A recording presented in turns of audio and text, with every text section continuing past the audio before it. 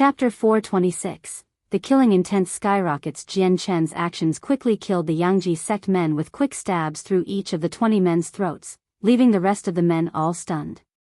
The remaining few men thought themselves fortunate that they did not charge at Jian Chen, otherwise they would have been the ones laying on the ground instead. Everyone from the Yangji sect was utterly shocked and tried to hide the fear in their eyes. Although Jian Chen was many years younger than them, the method he had used to kill the 20 men had shocked them. "Sire, just who are you?" The first person spoke. His voice began to treat Jian Chen with a more respectful voice. "Call out your leader immediately, otherwise, I will kill you all." Jian Chen spoke coldly.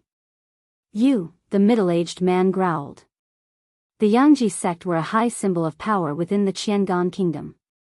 Even the prince of the kingdom could not easily get away with mocking them. Thus, this cavalier attitude of Jian Chen toward his Yangji sect was something that infuriated the man, but he didn't dare do anything due to his weakness. "What has happened? Why is there such a commotion?" At that moment, a deep-sounding voice could be heard as a long-haired, black-robed man came walking into the courtyard. The man's face was steadfast and looked to be around 50 years old. In his eyes, a bright glint could be seen. "Third teacher. Third teacher." Upon seeing this man, every single person bent down in a respectful bow toward him. The third teacher walked up to the group and was immediately informed by the middle-aged man, "Third teacher, you've come just in time. Not only has he caused trouble, but he has killed 20 of our disciples. This is an unforgivable crime." Ignoring what the man had said, the newcomer looked at Jian Chen for a moment as if studying him.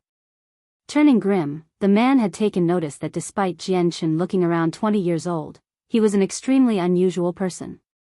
"Sire, who are you, and why have you crossed paths with my Yangji sect?" The third uncle spoke with a dark expression. "Third teacher, why spare words on this man? He has killed 20 disciples, just how could we forgive him for this?" The middle-aged man standing beside the third teacher gnashed his teeth in anger as if trying to convince him. The third teacher lifted a hand to calm the man before turning back to wait for Jian Chen's response. Jian Chen's hands remained crossed against his chest and ignored the third teacher. Only the woman standing right behind Jian Chen could be heard quaking in fear, but even she remained quiet. "Earlier today, your Yangji sect abducted someone. Bring him out here immediately, otherwise, do not blame me for being unkind." Jian Chen spoke with an icy tone. The third teacher's expression suddenly changed to grow dark as he spoke. "Sire, are you aware of the consequences your words may bring you? My Yangji sect is not an entity you can easily provoke. I don't care what sect you belong to. Return the person back to me and kneel down in apology. Otherwise, you and your men will never leave this place alive." Jian Chen spoke. Since they had taken the son of his uncle Kendall, there was no way he would forgive such an action. "How brassy!" The third teacher roared in anger. "You who don't know the immensity of the earth and the heavens. Why don't you show me your potential then?" With that, the man materialized a blue machete in his hand and shot toward Jian Chen with lightning-quick speed. Sneering, Jian Chen revealed a cold smile as he pointed a finger at the man. Instantly, an azure and violet-colored sword chi shot from his finger and toward the incoming third teacher. Ding! A cracking sound could be heard as the azure and violet sword chi accurately stabbed into the third teacher's machete. The power within this finger-sized attack was so strong that it caused the third teacher's forward momentum to come to a grinding halt before instantly blowing him back through the air. Somersaulting backward, the man landed on his feet several meters away from his original position. With some difficulty, he stabilized himself, but his facial expression afterward was very troubled as he looked at Jian Chen. His own strength was decent as an Earth Saint Master, but to think that he would have been pushed back by a single shot of sword chi. Then, the third teacher realized something and gasped in shock, You're a Heaven Saint Master." As soon as everyone heard this, they were aghast with shock and their eyes popped wide open with surprise. "I will count to 3, if I do not see the person you took, don't think about escaping with your life." Jian Chen spoke coldly without any more patience. "Chew quick, bring that guy out." This time, the third teacher's voice was not as steadfast as before and quickly barked out an order. Even the other men from the Yangji sect didn't have the same bravado as before. Flashing a quick look of terror at Jian Chen, several men instantly scampered to go bring the man Jian Chen was looking for. Quickly, a bloody figure was brought out by the Yangji sect. His hair was messy and his body was filled with wounds from a whip, even his clothes were on the verge of tearing apart. When the woman standing behind Jian Chen saw the bloody figure, she let out a shriek of horror and charged bravely straight through the men and toward the youth with a great cry, "My Sans! My dear son, how could such a thing happen to you?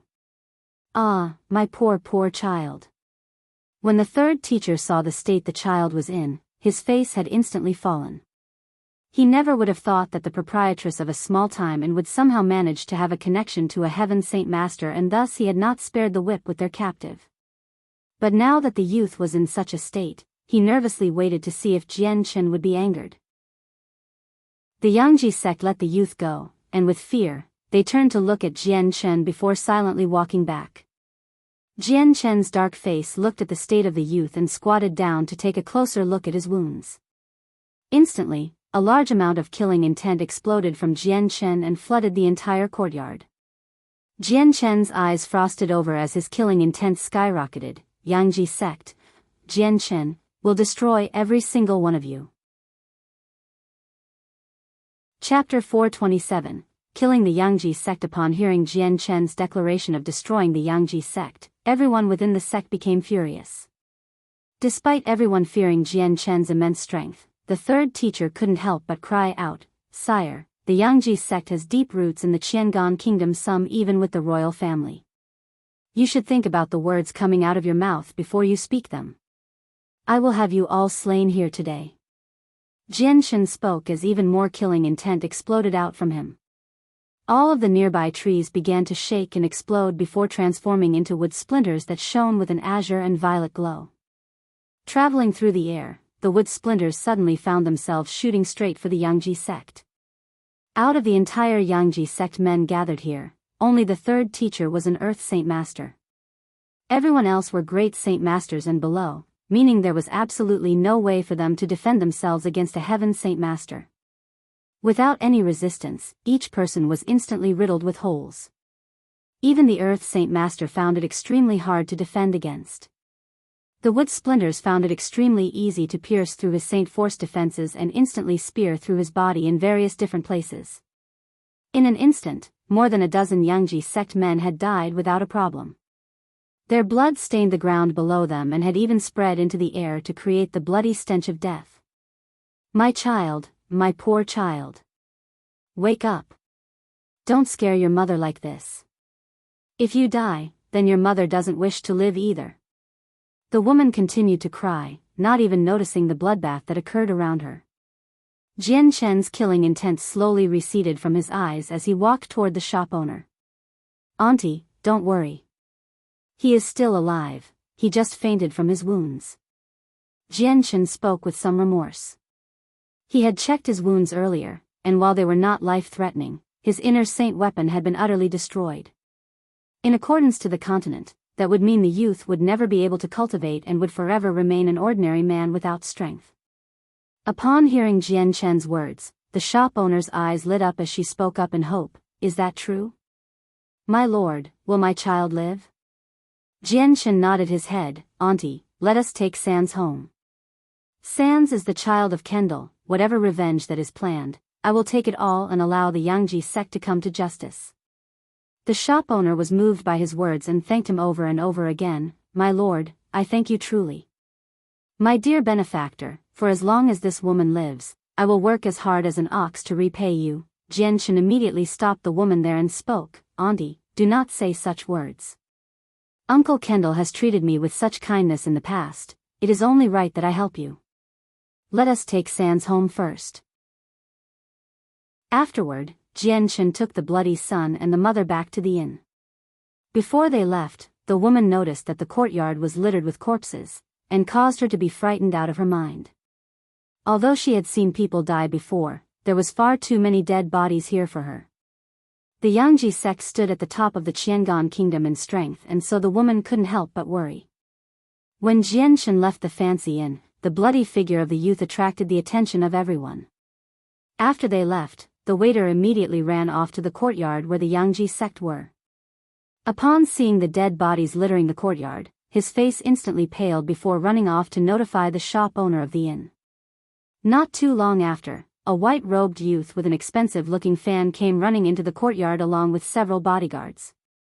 This youth was the young master and the second son of the patriarch, meaning his identity was extremely well known and could stand on the same level of the prince of the kingdom. He had originally gone out with several bodyguards for a stroll and had coincidentally evaded the massacre. When the second son of the Yangji sect saw the bloody sight, his face instantly paled. After being told of what happened by the waiter, he immediately ran as fast as he could back to the Yangji sect without delay. Even the body of his third teacher was left back at the courtyard. The massacre of more than a dozen men from the Yangji sect was an enormous piece of information that could not be silenced. In a flash, the news had traveled throughout the entire city, even to the mercenary groups residing there. As they traveled, they spread the news even more, resulting in almost everyone knowing what had transpired. But Jianshan was unaware to the news of the outside world. The only thing he cared about right now was the recovery of the son. Putting the son on the bed, he immediately took out a radiant spirit pill for the youth to eat. As soon as the pill was swallowed, the son's wounds began to heal at an accelerated rate. Although his wounds were heavy, the pill's quality was even higher, so the wounds began to heal right in front of their eyes. Not too long afterward, Sans recovered to consciousness. But he was still extremely weak. Despite the radiant spirit pill curing his wounds, his saint weapon had been shattered. This meant that without any saint force, recovering his strength would be a difficult thing to do in short amount of time. However, for the sake of his recovery, Jianshan was not stingy with his radiant spirit pills and took out 2 more. With 3 pills used, the recovery rate of the youth was astonishingly fast, and had even driven away the weakness from having his saint weapon shattered. However, even after recovering, Sans was not happy. He was well aware of what had happened to his body. With his saint weapon gone, he had degenerated to become a cripple that would forever remain at the bottom of the Tianyuan continent. Jianshan understood his feelings and said to him, "Sans, please don't feel sad. Although you have lost your saint weapon, your future will be better than before. I will take your revenge and exact it on the Yangji sect for you. Benefactor, I cannot thank you enough for rescuing me, but the Yangji sect is far too strong. It is not worth offending them for my sake." Sans was quiet when he spoke, indicating his sadness. "My lord, I truly thank you for rescuing my Sans, but my child is correct. The Yangji sect is far too strong for you to offend," the shop owner said through her tears. She and her son were the commoners of society, and the Yangji sect left a strong impression on them. Neither one wished for Jianshan to come across any danger for them. Then, the shop owner spoke to her son, "Sans, we should leave this place and go to a faraway village to live our lives there. It would be better there than to live here in fear and poverty." Before Sans could reply, Jianshan beat him to it. "How could I let that happen? Auntie, Sans, come back with me to the Jessen kingdom. I will let you live a happy life without danger. The Yangji sect will not escape my ire. Sans' revenge will be enacted through me, otherwise, would not be able to face Uncle Kendall." Upon hearing Jianshan's words, Sans immediately froze up, his sadness scattered away from his eyes. "Benefactor, you know my father?"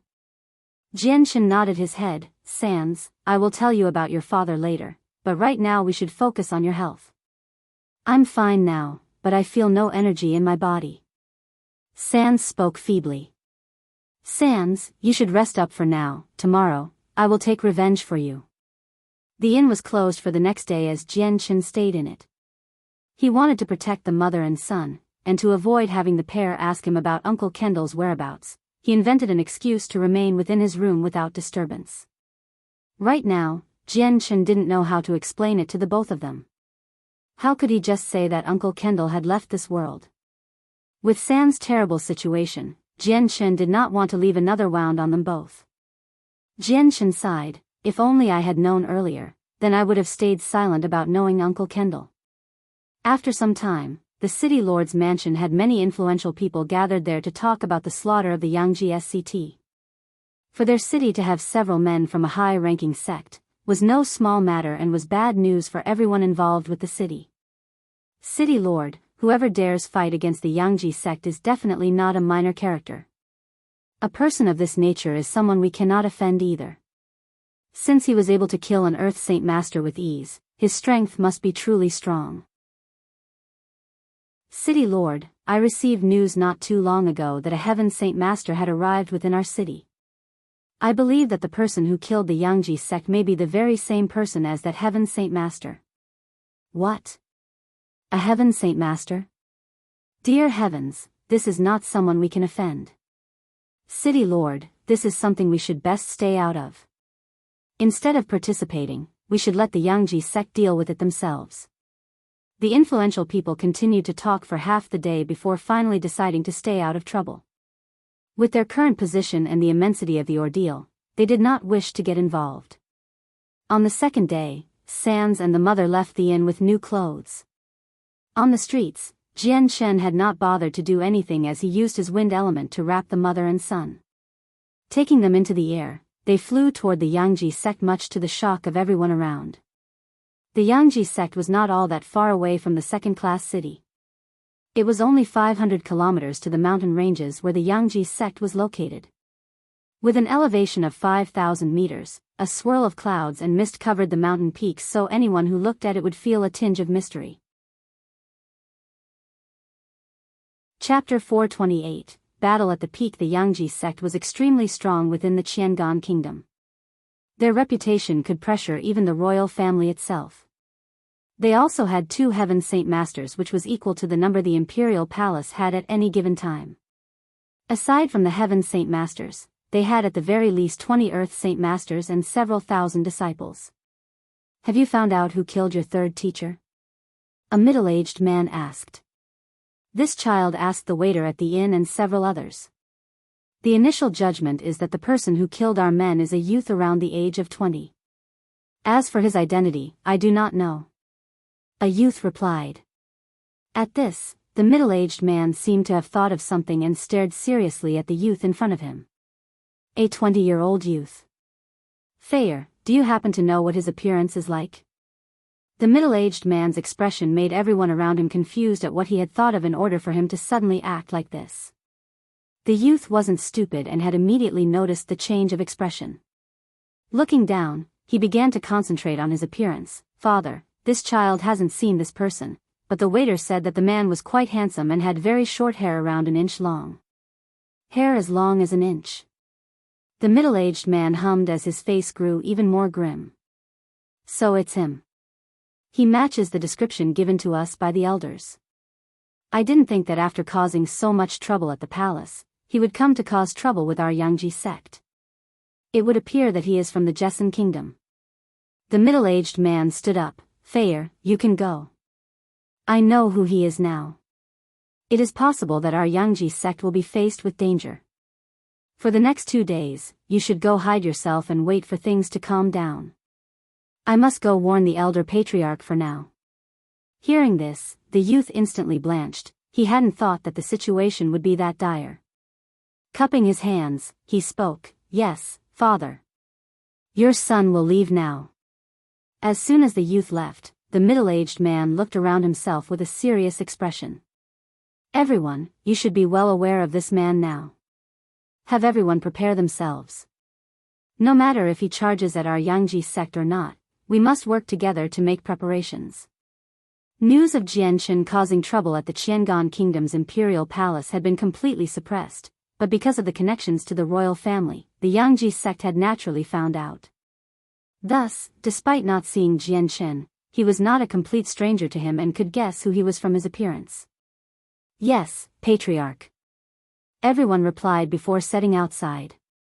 Afterward, the sect master of the Yangji sect left the mountains to report the matter to the elder patriarch. As soon as the elder patriarch heard of the matter, he exited out of the belly of the mountain with another pale-faced elder. That elder held an esteemed status as a grand elder. Judging from your description, I already know who this mysterious youngster is.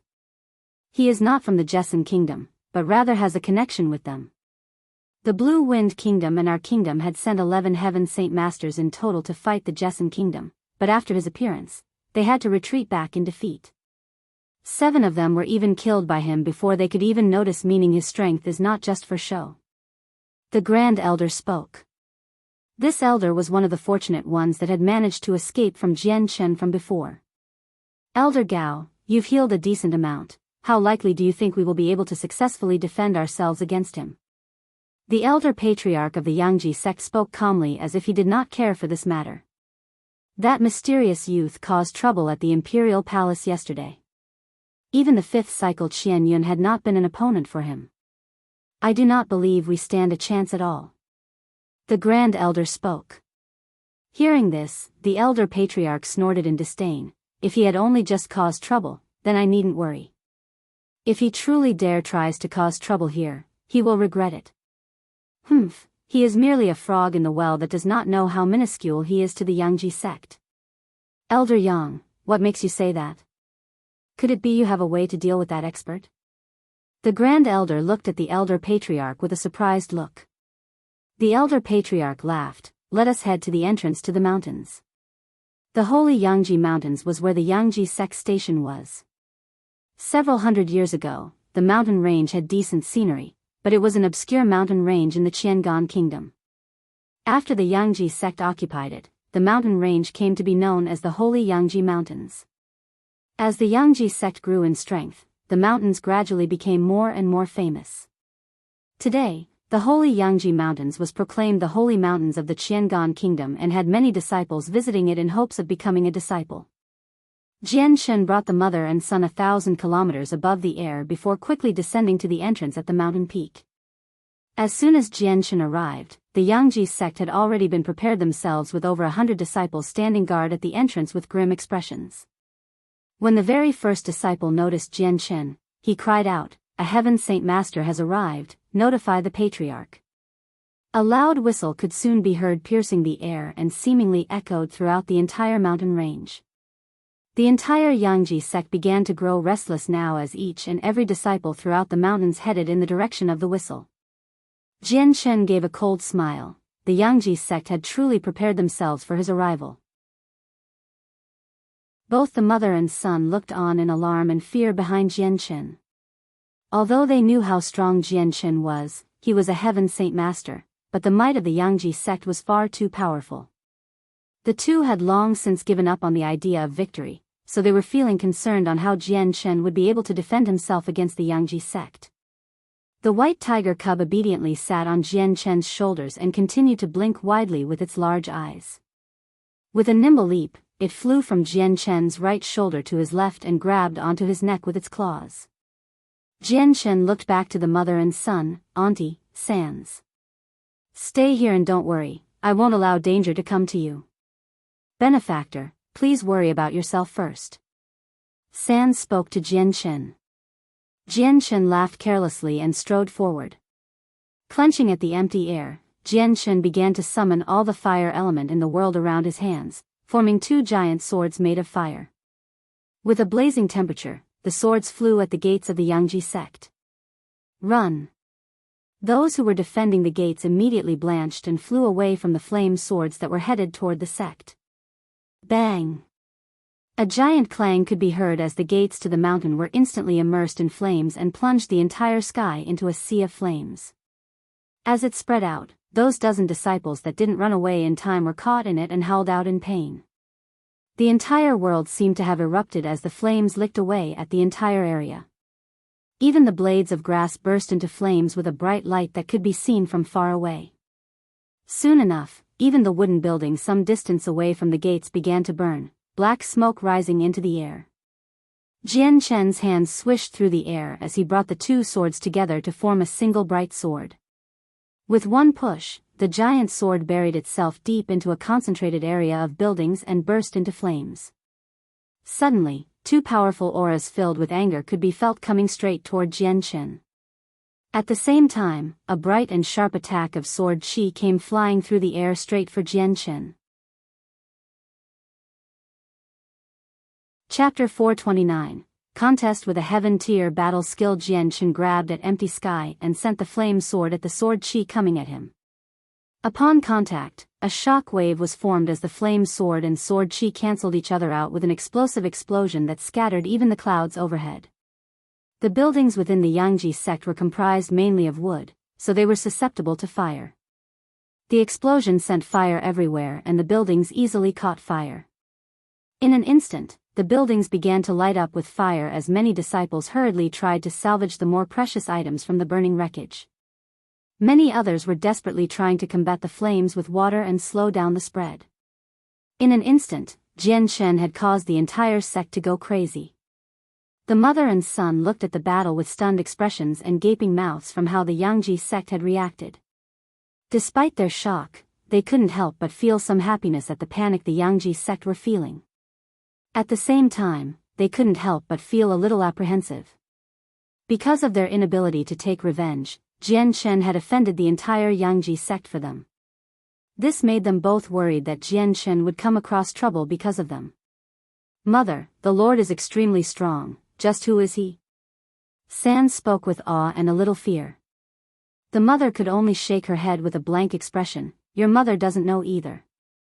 However, our benefactor knows your father, and if he is willing to help us this much, their relationship must be a good one." Jian Chen's eyes flashed brightly as he began to fly up several dozen meters. At the same time, two white-robed elders were quickly closing in before finally stopping 50 meters away. The elder patriarch of the Yangji sect looked at the burning buildings behind him with a dark expression before glaring sharply at Jian Chen. "Sire, just who are you? State your name." Jian Chen returned the glare at the elder patriarch before turning to look at the grand elder with a spike of killing intent. "I didn't think that I would see you here." "Humph, you didn't run away far enough. A few days ago, I didn't lay claim to your life, but let's see you run away from this calamity now."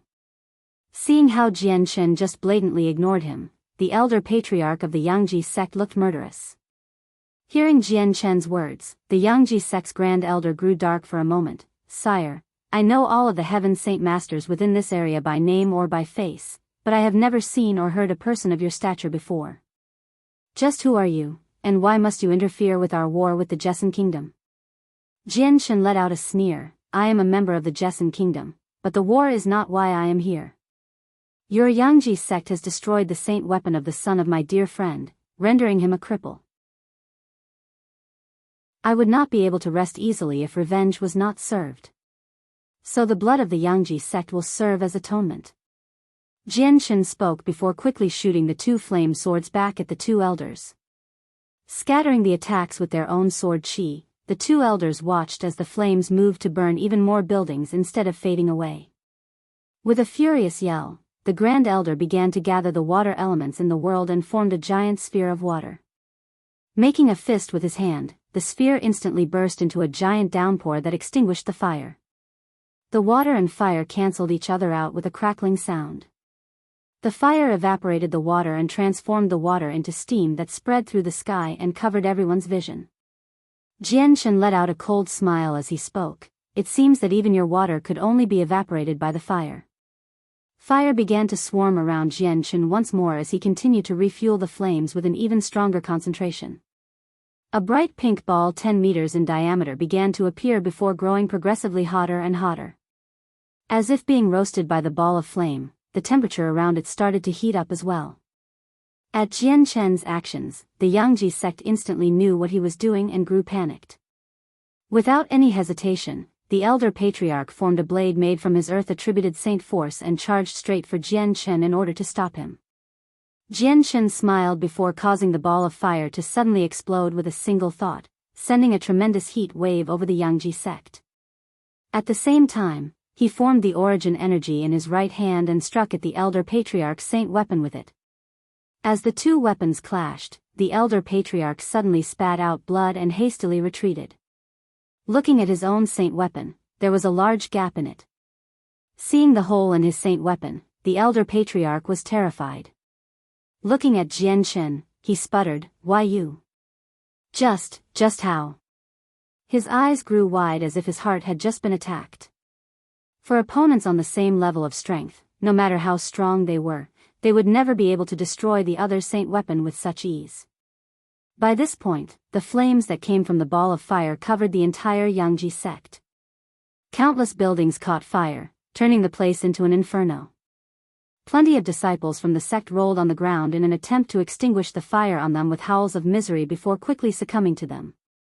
This was no ordinary fire, it was fire that was made with the elements of the world, so those without enough strength would not be able to endure it for long. Those fortunate disciples that didn't get burned scattered throughout the area in an attempt to escape with their lives. Right now there was a clear danger to their lives where even stronger disciples had lost their lives. A danger like this meant that every disciple should try their best to run away from the ocean of fire. A heaven saint master was terrifying in their capability to fight. Even the energy waves from their attacks could cause damage that even an earth saint master would be shocked by. Hua! Before the fire could spread any farther through the sect, a large rain cloud began to rain on the fire. Sizzling sounds could be heard as the rain began to evaporate in an attempt to put out the flames. The Grand Elder floated above the air and continued to bring even more water down to combat the flames. The mother and son had long since retreated several meters. They were afraid of getting too close to the intense, scorching hot flames. Right now, they could only watch in utter shock at the sight in front of them. Was this really the invulnerable Yangji sect right in front of them? Seeing the rain get heavier and heavier, Jian Chen's eyes glinted darkly before moving away from the Elder Patriarch to fight the Grand Elder instead. Seeing Jian Chen charge toward the Grand Elder, the Elder Patriarch hurriedly cried out a warning, "Be careful, his sword has a strange energy to it, don't let it touch your saint weapon." Hearing the Elder Patriarch's warning, the Grand Elder's face shifted uncomfortably as he gathered the water elements in the world once more. A blue sword appeared in his hands. Trying to dodge the strike of origin energy, the Elder stabbed at Jian Chen's chest with the water sword. Jian Chen's origin energy formed sword continued to clash with the water sword the Elder had made. Within 3 exchanges, Jian Chen managed to strike the Elder's saint weapon, causing him to cough out blood from the damage to his saint weapon. Just as Jian Chen was about to take the opportunity to end the Elder's life, an overwhelming amount of power suddenly descended from the sky and locked onto Jian Chen's body. Jian Chen could feel his entire body seemingly freeze in place, making mobility extremely difficult, like he was stuck in a quagmire. An intense amount of energy began to pour out from the Elder Patriarch from his perch in the sky.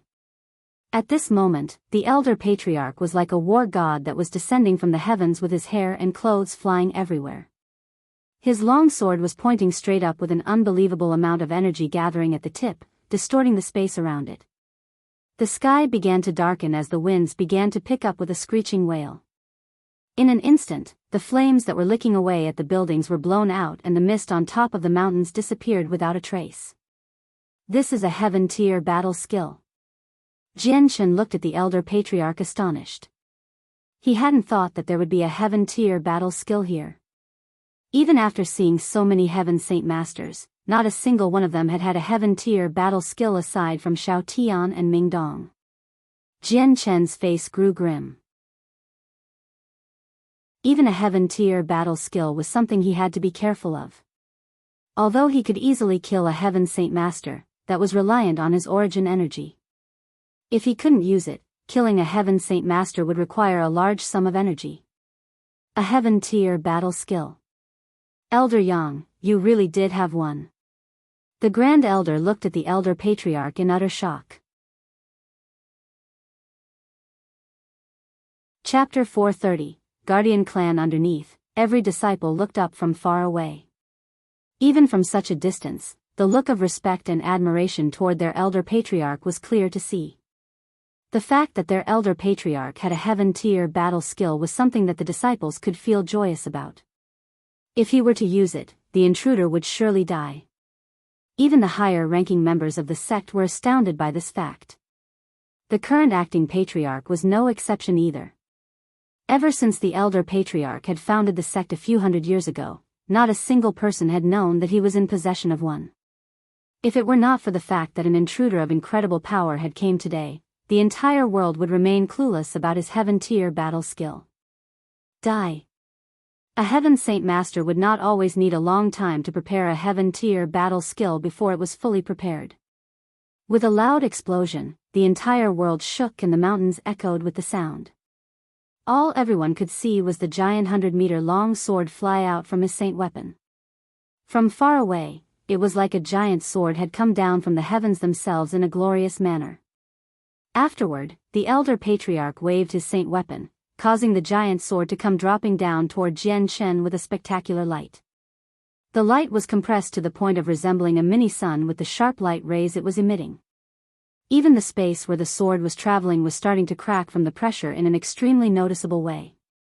Jian Chen had been locked onto by the Heaven Tier battle skill, making him unable to move out of the way. With no other choice, he was forced to block it head-on.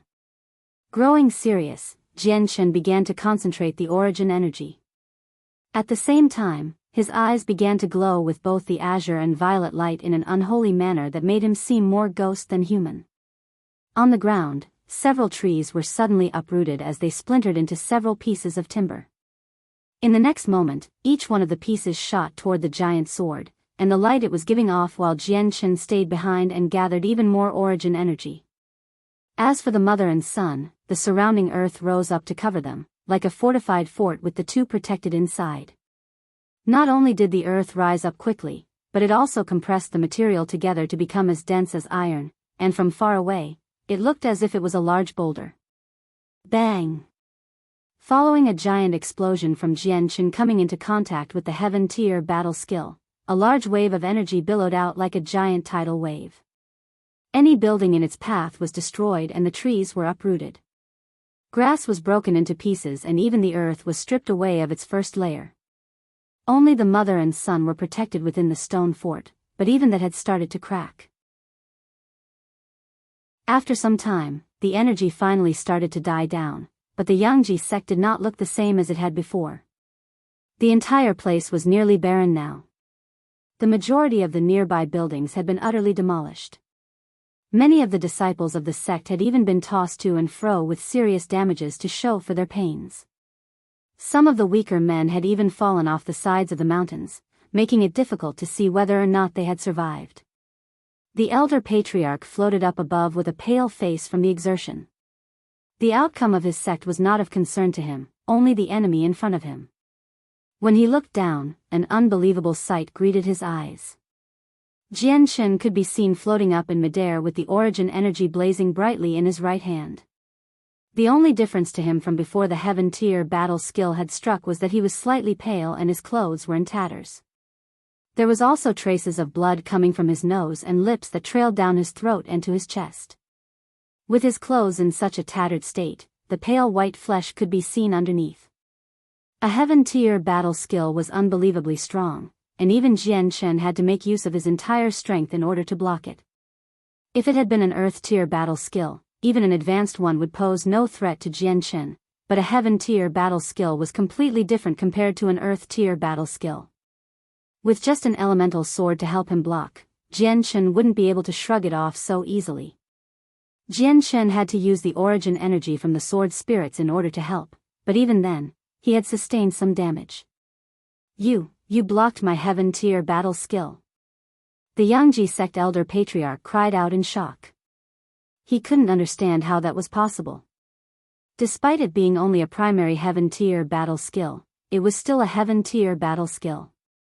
He had long since mastered the basics to the skill and could cause devastating damage to even a 6th cycle Heaven Saint Master, so there should have been no way for Jian Chen to escape with just the damage he showed now. Jian Chen's eyes glowed brightly. I had no idea you would have a Heaven Tier battle skill, but even with that, it changes nothing. Right after he spoke, Jian Chen's eyes grew even brighter as he charged toward the elder patriarch. The elder patriarch's strongest Heaven Tier battle skill had been unable to kill Jian Chen, causing him to lose his will to fight. Immediately flying back, he attempted to run away from him. Elder Yang, I'm here to help. I doubt that a Heaven Tier battle skill didn't cause as much damage as he shows. The Grand Elder cried out as he charged toward Jian Chen with his blue-colored saint weapon. The elder patriarch's eyes flashed with realization as he spoke, that's right. Even a 6th cycle Heaven Saint Master would be unable to defend my Heaven tier battle skill. Your internal damages must be worse than what you're trying to show us. Don't even try to trick us with your nonchalant act. The Elder Patriarch immediately stopped his retreat and regained the will to fight. Taking out his saint weapon, he immediately flew back toward Jian Chen to fight him. As if taunting them, Jian Chen began to laugh out loud. At the same time, the Grand Elder had already drawn close to Jian Chen and tried to stab in between Jian Chen's eyes with his water-attributed saint force. Jian Chen's right hand blurred into motion as the origin energy made sword stabbed at the saint weapon aimed at him. Knowing just how strong the origin energy was, the Grand Elder had no desire to cross blades with it and immediately changed the trajectory of his blade toward the heart instead. Despite Jian Chen losing his saint force, his reaction speed was still fast and his body was still strong. Capable of using up to 80% of his original speed, he could easily twist his wrist so that the origin energy sword chased after the enemy's saint weapon with a trail of azure and violet. In a moment of light, the two powers clashed together, causing the Elder's saint weapon to break off in another piece. The Grand Elder let out a mouthful of blood as the color drained away from his face. Despite making a great attempt to dodge Jian Chen's weapon, he had still been unable to dodge it. Illusion of the Thousand Swords. The Elder Patriarch had managed to get close as well and used his Earth tier battle skill without hesitation. Images of his sword began to cover the sky in numerous amounts. Each sword looked more real than not, with real killing intent pouring from them. Jian Chen's eyes flashed with the azure and violet light once more. In an instant, sword chi began to shoot out from Jian Chen's body toward the Earth tier battle skill. They shattered each illusion and completely dissolved the Elder Patriarch's battle skill. The origin energy in Jian Chen's hands then transformed into a bright gleam of light that shot toward the Grand Elder. PCHT. Stabbing through the area between the Grand Elder's eyebrows, the origin energy immediately pierced his head, completely obliterating his soul. Elder Gao. The Elder Patriarch cried out in grief and anger. Jian Chen's left hand shot forward to grab the Elder's space ring. Immediately after, the origin energy shot forth from his right hand to stab at the grieving Elder Patriarch. The Elder Patriarch's face fell as he immediately backed away in fear. You will regret your actions on this day. No matter who you are, you have earned my wrath upon your next 9 generations. Jian Chen paid no heed to his words and chased after him. Starting from today, we'll see if the Yangji sect will even continue to exist. Ignorant man. Do you take my Yangji sect as a small sect? My sect has a strength far bigger than what you could even imagine. The Elder Patriarch roared. Hearing this, Jian Chen stopped for a moment as he thought about his words. Could he have some sort of strong support behind him? My Yangji sect cannot even be measured by any means. In front of my sect, you are nothing more than a frog in the well. This division is merely one of the many sects established to look out over the entire continent. Since you've destroyed my Yangji sect branch here, there'll come a day where the Yangji sect will dispatch an even stronger expert to eliminate you. The elder spat ominously. Jian Chen sneered and said, I don't care who you are. You will not escape today. Without any further ado, the azure and violet origin energy immediately grew bright before speeding toward the Elder Patriarch without mercy.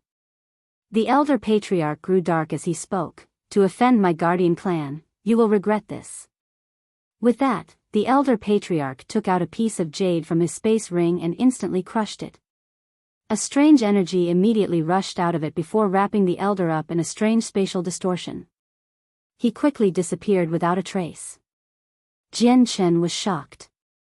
Blinking his eyes, he spread out his omnipresence to cover an entire 15-kilometer circumference in an attempt to find just where the Elder Patriarch had gone, but it was to no use. The Elder Patriarch had disappeared without a trace and could not be located. What was that mysterious item if it could let someone escape more than 15 kilometers away? Jian Chen questioned with confusion.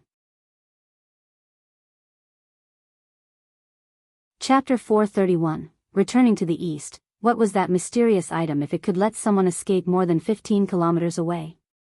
Jian Chen questioned with confusion. He was truly curious on what method the elder patriarch had used to escape from the area. Just what was that jade piece he had crushed? Jian Shen began to think about the elder patriarch's words, guardian clan? It seems that the Yangji sect is truly as he said. There's something that's not as it seems, but no matter what faction that has me as their enemy, it is nothing significant. The saint rulers of the world are seclusive by habit and would not come out of hiding to come to such a small area for a personal vendetta. The chances of them coming here are far too low to consider. After considering what happened, Jian Shen began to calm down. Looking at the desolate area beneath him, Jian Shen immediately thought about the shattered saint weapon of sands and immediately flared with killing intent. Yangji sect, as of today, you are no more. The debt that your sect owed has been paid back 1,000 times over. Jian Shen boomed before closing his eyes as dozens of trees exploded. They filled the air with the azure and violet splinters before raining down everywhere, all around the disciples of the Yangji sect. There were so many splinters that the entire sky was almost covered. They shot down with the intensity of a barrage of arrows. There was no way for the remaining disciples to defend themselves against such a strong attack. In an instant, they all died from the barrage before they had time to even think about just what debt they were involved in. Some of the men barely had time to even cry out in pain before their deaths. The entire area was a slaughter ground, and with Jian Shen's omnipresence ability to detect anything within 15 kilometers, no one was outside of his perception.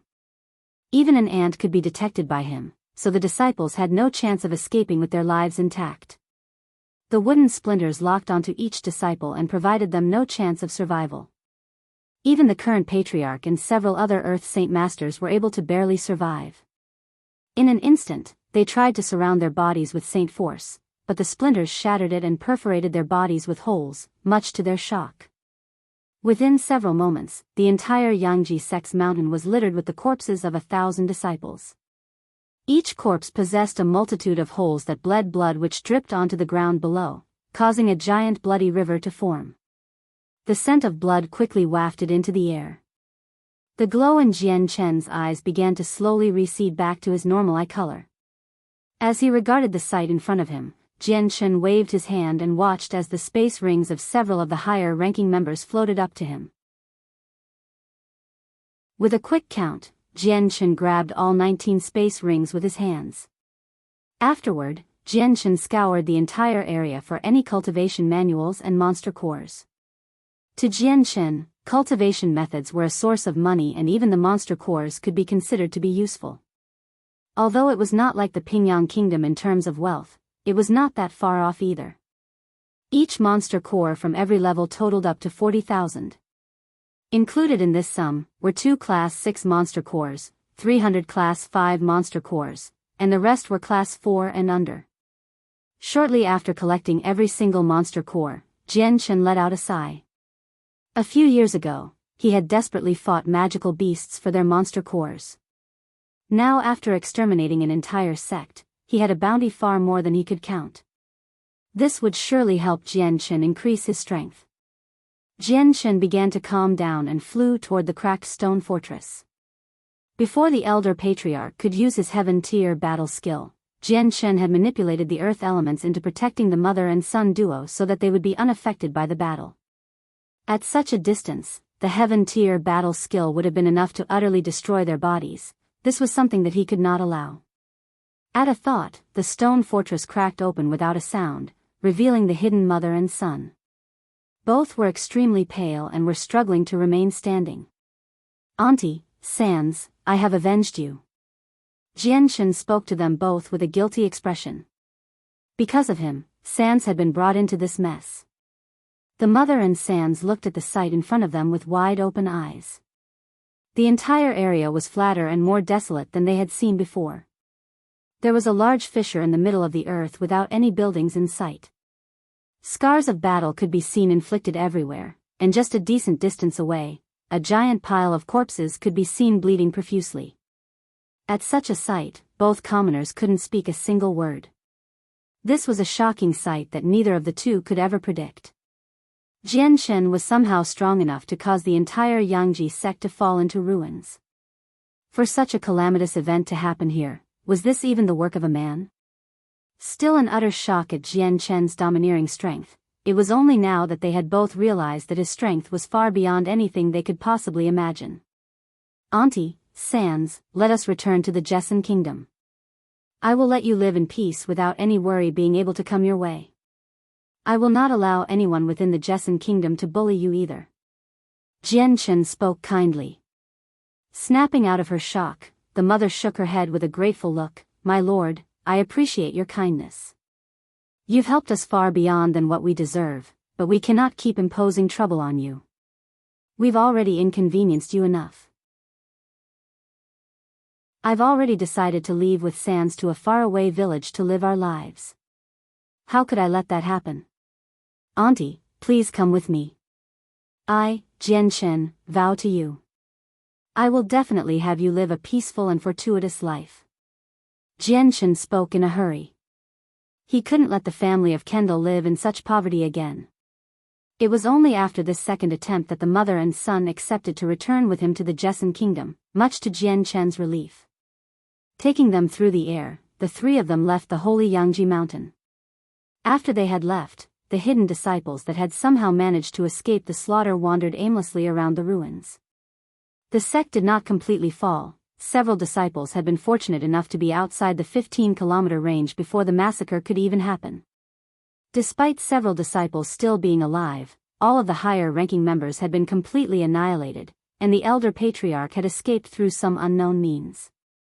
The Yangji sect was truly dead in all but name. The Yangji sect was also the #1 sect within the Changyang kingdom. Many people constantly stood by the gates to the holy Yangji mountain in hopes of becoming a disciple. Because of this constant stream of hopefuls, they had all heard of the ear-popping explosions that had taken place at the peak of the mountain. Already, many people were starting to point up at the no longer cloudy peak. Just what fortune did the Yangji sect come across for them to set off firecrackers one after another? That's not right. I could clearly see the holy Yangji mountain go up in flames just a while ago. Take a look, even the clouds nearby have turned black. Did something happen to the Yangji sect? I feel as if some sort of challenger has caused trouble for them. Have you gone senile? The Yangji sect is far too strong, even the Changyang kingdom cannot compete with them. The Yangji sect is indeed the strongest sect in the kingdom, they even have the ears of the king. Within our Changyang kingdom, just who would dare challenge them? Many of the people who were trying to become disciples of the Yangji sect had started to guess and conjecture at what had truly happened. Take a look, there's someone flying from the mountain. That's a heaven Saint Master. Suddenly, someone with sharp eyes pointed out a figure in shock. For a heaven Saint Master to fly out of the holy Yangji sect, does that mean something has happened at the peak? An intelligent person made the connection between the two events. Since there's no one standing guard here, we should head up to take a look.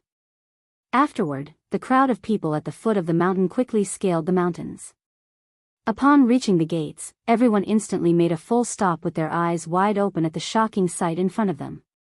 The Yangji sect has been destroyed. After seemingly half the day, someone cried out in utter shock, startling everyone. Such news like this could not be stifled.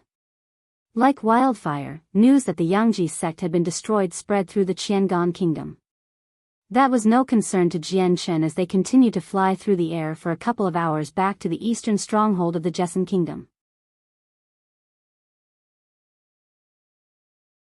Chapter 432, The Traveler Returning Home, 1. 2 days after Jian Chen's departure, the Jesson kingdom's eastern stronghold had stabilized. The Blue Wind Kingdom hadn't tried to attack a second time, so the rubble beneath the walls had been cleared away. Many of the blacksmiths and artisans had even repaired and refortified the walls. Carrying the mother and son into the city, he instantly descended near the temporary inn for the army. Still light-headed from the shock, the mother and son fell to the ground as if their legs were made of rubber. The mother was not a cultivator and Sans had his cultivation crippled by the others, thus their fortitude was lacking. After flying through the air for an extended period of time, the two had felt their legs go numb. Jian Chen's sudden descent caused all of the nearby soldiers to become alarmed. Immediately sounding the alarm, everyone swarmed to the area, but no one was brave enough to get close to see if he was a friend or foe. The sudden change in the immediate surroundings caused the mother and son to be nervous, and they hid behind Jianchen. The both of them were afraid that another massacre like what happened at the Yangji sect would happen once more. One of the men suddenly noticed Jianchen's face and lit up straight away. Calling out to the other soldiers, he said, "What are you guys doing? This is the honored imperial protector. Hurry up and pay your respects to him." Jianchen's identity was known to this high-ranking soldier, but the other foot soldiers were not able to recognize him straight away. Although Jianchen's skill was known to everyone, very few knew what he looked like. Hearing the commander speak, everyone let out a breath in relief and then cried out loud to Jianchen, "We pay our respects to the imperial protector." All the soldiers were curious on just when the Jesson kingdom had such an imperial protector. Not only had they never heard of such an imperial protector, they had never seen him before either. The commander walked up to Jianchen and spoke with a respectful bow, "Honored imperial protector, this one is Lin Yan. How may I help the honored imperial protector?" "Where is General Lu?" Jianchen asked. As soon as he spoke, Jianchen looked toward the inn to see General Lu coincidentally come walking out. Upon seeing Jianchen, the general gave a respectful bow, "Honored imperial protector, you've finally returned. What has happened while I was gone?" Jianchen asked. General Lu shook his head, "Nothing too major.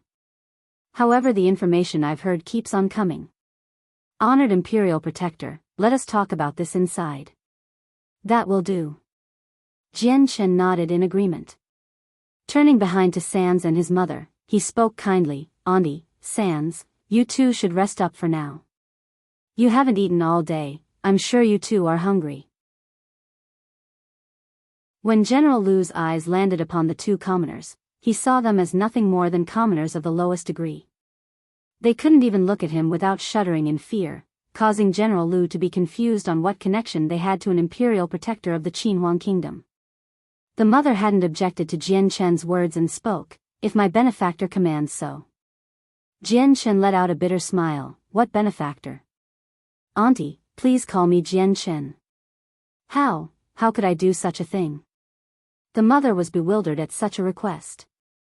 Her entire life, she had been a commoner at the lowest rungs of society, but even she knew the proper etiquette of society. If even the high-ranking general in front of her had to call him as an honored imperial protector, the idea of her calling him by the name Jianchen absolutely terrified her. Hearing Jianchen's words, the general and the previous commander looked at each other in astonishment before looking back at the mother and son with a new expression. Even they hadn't known the name of the Qinhuang kingdom's imperial protector. Seeing how the high and mighty imperial protector allowed for the mother and son to call him by name, they looked at the two in a different light. Even General Lu couldn't help but feel excited at this. Although he couldn't personally make a connection with the imperial protector head-on, he could do so through the mother and son. Being an imperial protector was an especially prestigious status. If any family or clan could be involved with the imperial protector of the Qinhuang kingdom, it would be of a great boon to them. Even an inferior clan could become an existence that no other clan would dare provoke overnight. Afterward, General Lu called for an officer to come. This officer was in fact another man of his family with the same background. Ordering him to treat the two like guests without any neglect, he then whispered several words to him discreetly. Afterward, the officer's face lit up into a smile before respectfully inviting the mother and son. The two were utterly confused at the officer's cordial reception and walked away with him helplessly. After all, they were dealing with an army officer. Next up, Jianchen walked with the general into a soundproof room and began to talk about the information given to them by Shao Tian, Kafir, and another Heaven Saint Master who had both flew to come here. Everyone began to report to him the information regarding the past 2 days. Honored Imperial Protector, yesterday morning, we've received intelligence from our northern and western strongholds. The Changyang and Hidden Dragon Kingdom have withdrawn their armies and have sent envoys in hopes that we are open to negotiations. The general said. Hearing this, Jianchen had a faint smile on his face. This piece of information was a good thing for the Jesson Kingdom. With 2 kingdoms retreating, the pressure would be significantly less. Then what of the southern stronghold? Jian Chen asked. Honored Imperial Protector, yesterday we've heard that the Imperial advisors from the Changyang Kingdom have already reached the southern stronghold. Both sides were then brought into a giant battle where 2 of the Heaven Saint Masters from the Andreas Kingdom died.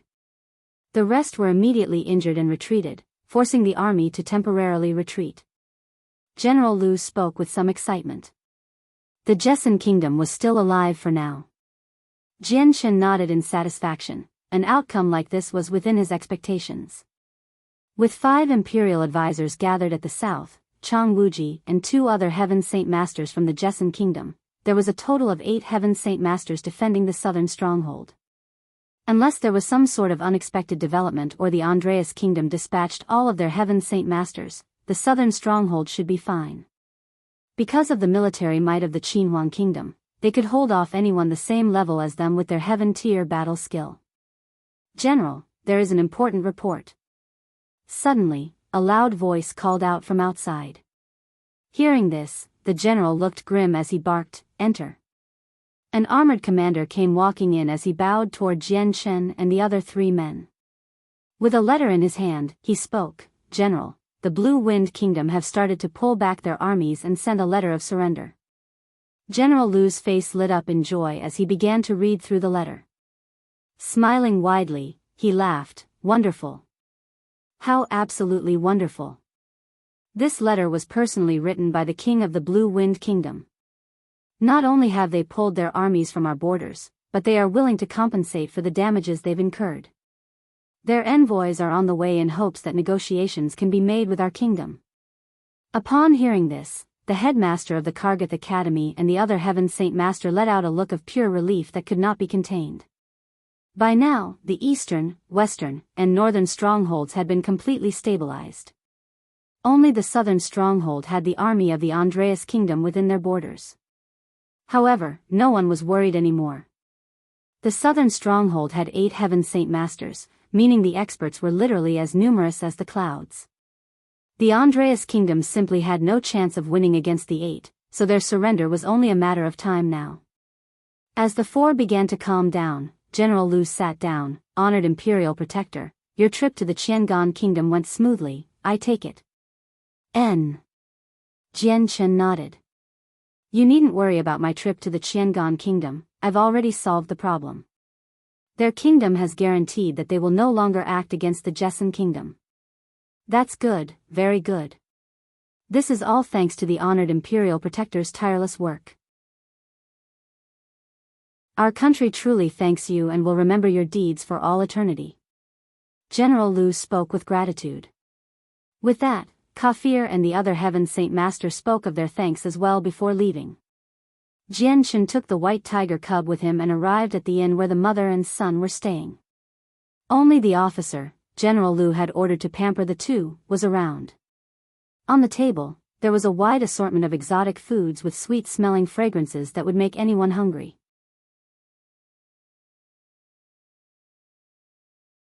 Chapter 433, Traveler Returning Home, 2. Upon seeing Jian Chen, the officer cordially greeted Jian Chen. After the officer left, Jian Chen spoke to the mother and son, "Auntie, Sans, is this place agreeable with you?" "All is well." That officer was a little too enthusiastic, "We've felt a little too pampered." The mother joked.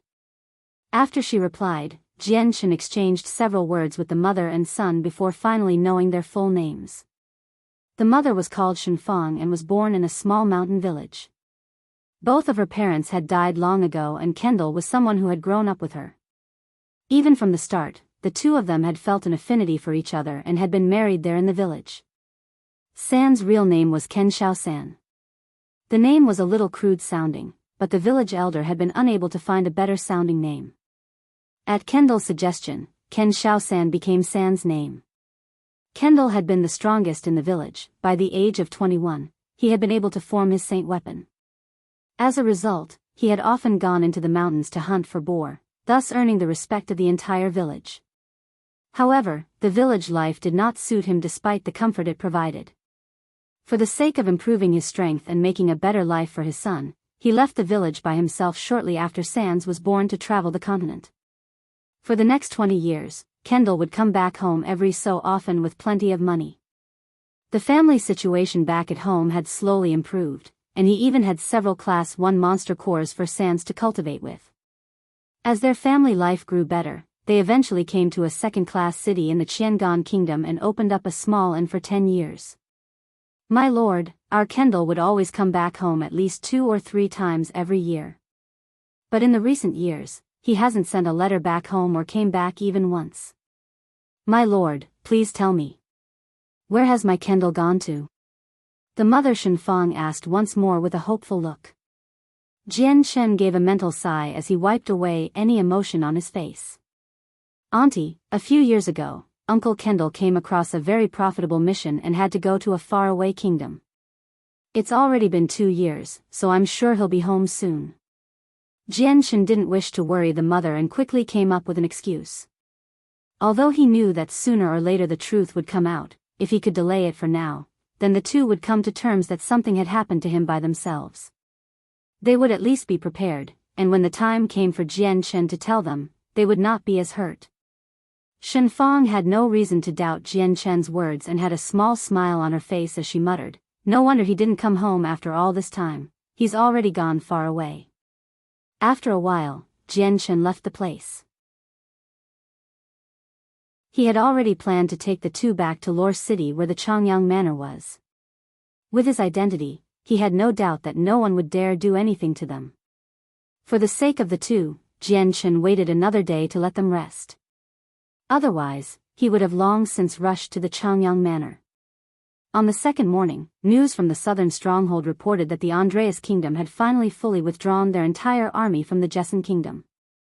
At the same time, they sent a letter to the king of the Jessen Kingdom with a promise to compensate them for the war. Aside from this, the Andreas Kingdom had also sent the Prime Minister and Prince to the Jessen Kingdom as a sign of good faith. Simultaneously, General Liu received an edict from the king in hopes that all the generals of the strongholds could oversee the retreat of the enemy armies and maintain the strongholds once more. By now, the war that had gone on for many months had finally come to an end, but this final conclusion was something that no one had expected. Many of the surrounding kingdoms that had remained impartial to the war sent men to find out what had happened. Not too long afterward, shocking information made its way around. However, only the major powers or leaders of each kingdom understood what the information meant, shocking them all. The Jessen Kingdom had managed to build a relationship with one of the 8 great powers, the Qinhuang Kingdom. Although the distance between the two kingdoms was extremely far, the might of one of the 8 great powers could not be belittled. Aside from this, the Jessen Kingdom also had a strange youth that was unbelievably strong. He had first appeared at the Pingyang Kingdom's imperial palace and taken the king himself captive. After that, he had gone to the Changyang Kingdom and killed 2 experts over there before finally destroying the kingdom's Yangji sect. He had also killed over a dozen Heaven Saint Masters from 3 different kingdoms. Such an achievement was astounding. Did the Changyang clan's ancestor return? No one else but him could have such a strength. Has the ancestor of the Changyang clan made the breakthrough? Many experts who heard the news immediately thought of the same person. After hearing that the Jessen Kingdom and the Qinhuang Kingdom were related, the news began to spread farther and farther away. Even the kingdoms countless of kilometers away heard the news and dispatched several envoys to come congratulate the Jessen Kingdom. About 100,000 kilometers away, the Heavenly Eagle Kingdom heard the news. The Heavenly Eagle Kingdom was one of the strongest kingdoms around and easily had double the population of the Jessen Kingdom. Within the Heavenly Eagle Kingdom, there were 16 Heaven Saint Masters. Within the imperial palace of the Heavenly Eagle Kingdom, the monarch sat in a giant throne room with an elder and youth kneeling down before him. Sitting upon the dragon throne, the king of the Heavenly Eagle Kingdom gave a gentle sigh. Who would have thought that the Jessen Kingdom would have become good enough friends with the Qinhuang Kingdom that they were given several imperial advisors for assistance? How inconceivable. The king looked down to the 2 people kneeling in front of him. My son, Prime Minister Che, I've called you here today to give you an important mission. I want you to set out to the Jessen Kingdom tomorrow with gifts for them. Ascertain the relationship between the Jessen Kingdom and then the Qinhuang Kingdom. Prime Minister Che, you should know what to do afterward. Your servant understands. The elder spoke. Good. The king muttered before speaking once more, the lands that the Jessan kingdom occupy are extremely fertile. Provided they are given time, they will sooner or later develop into a kingdom that is no weaker than our heavenly eagle kingdom. No matter what relationship they hold with the Changyang kingdom, it is worth our time to make friends with them to benefit us. I've heard that the king of the Jessan kingdom dotes upon the Princess Galan, who is rumored to be the most beautiful woman in the Jessan kingdom. She even has a talent for cultivation as well. My son, your priority is have her hand in marriage so that our two kingdoms will be tied together by marriage. Your son will follow father's order. With the Great War coming to a close, all of the Heaven Saint Masters protecting the strongholds were withdrawn as well. By the second day, Jian Chen and the others planned to leave, but before they could do so, General Lu suddenly found them and said, "Honored Imperial Protector, we hope that your group will be able to give us the honor of receiving you at the Imperial Palace." Without hesitation, Jian Chen replied, "I still have something important to do, Shao Tian, you go in my stead." "Yes, Imperial Protector." Shao Tian bowed. There was a regretful look on the general's face, but he understood the meaning. It was beneath an imperial protector of the Changyang kingdom to attend such a meeting, but having a regular imperial advisor was still more than enough face for the Jessan kingdom. "Imperial Protector, where should we go to find you afterward?" Shao Tian spoke. "Go to Lore City, I will be heading there in a short moment." Jian Chen spoke. Lore City. General Lu immediately made note to remember the name. After the exchange, Jian Chen took both Shenfang and Sands away from the city and speed off into the distance toward Lore City. It was as if he had entered a whole new world where many years had passed. Jian Chen had left the Changyang manor many years ago as a result of the Huayan sect. Forced to hide his face, Jian Chen had to leave the Jessan kingdom. When he was a young child, he never would have thought that he would have made the transformation to become a triumphant hero. Jian Chen flew through the air with the wind blowing past his face and whistling in his ears with a sharp sound. The mother and son were protected by the wind element around them, meaning they could freely fly without a problem. Jian Chen had a strange look on his face as he looked forward and thought to himself. "Changyang clan, will you still remember the name, Changyang Shangtian? Huayan sect, how clearly do you remember the youth that you forced away?"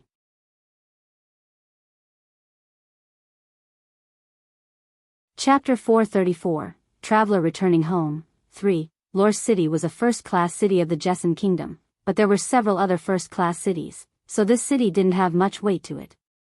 Within Lore City, there was a total of 4 great powers. The Changyang clan, the Tianling clan, the Qing family, and the Yanshi clan.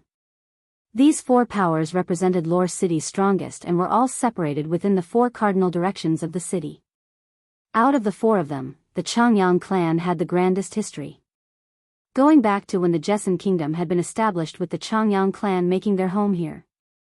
At that time, within a fancy and sweet-smelling room within the Changyang manor in Lore City, several people could be seen talking to each other. Within the room, a white-robed woman around the age of 30 could be seen pacing the room restlessly. Despite the restless air around her, she still had an uncommon air that added to her personality and made her look very beautiful still. "Fourth sister, are you here?" Suddenly, a knock on the door could be heard as a soft-sounding voice made an appearance on the other side. At the knock, the woman pacing inside the room opened the door only to see another beautiful woman around the age of 30 as well. "Second sister." Upon seeing the woman on the other side of the door, the woman wearing the white dress greeted the newcomer. After being welcomed into the room by the white dress-wearing woman, the second woman spoke. "Fourth sister, I've noticed that you've been pacing around frequently these days. Has something happened?" The fourth sister let out a sigh as she gathered her thoughts. "Second sister, I've felt restless these past few days. It's been quite difficult to calm down, but I don't know what's causing this feeling." The second sister's eyes lit up in realization as she let out a gentle sigh. "Fourth sister, are you thinking of Shangtian again?" At the name, the fourth sister immediately went quiet and tilted her head down in sorrow as tears began to appear in her eyes. Seeing the state the fourth sister was in, the second sister could only mentally sigh to herself. "Fourth sister, please don't be too hard on yourself. Shangtian was a genius that surpassed all others. The heavens will surely protect him, it won't be long until he returns.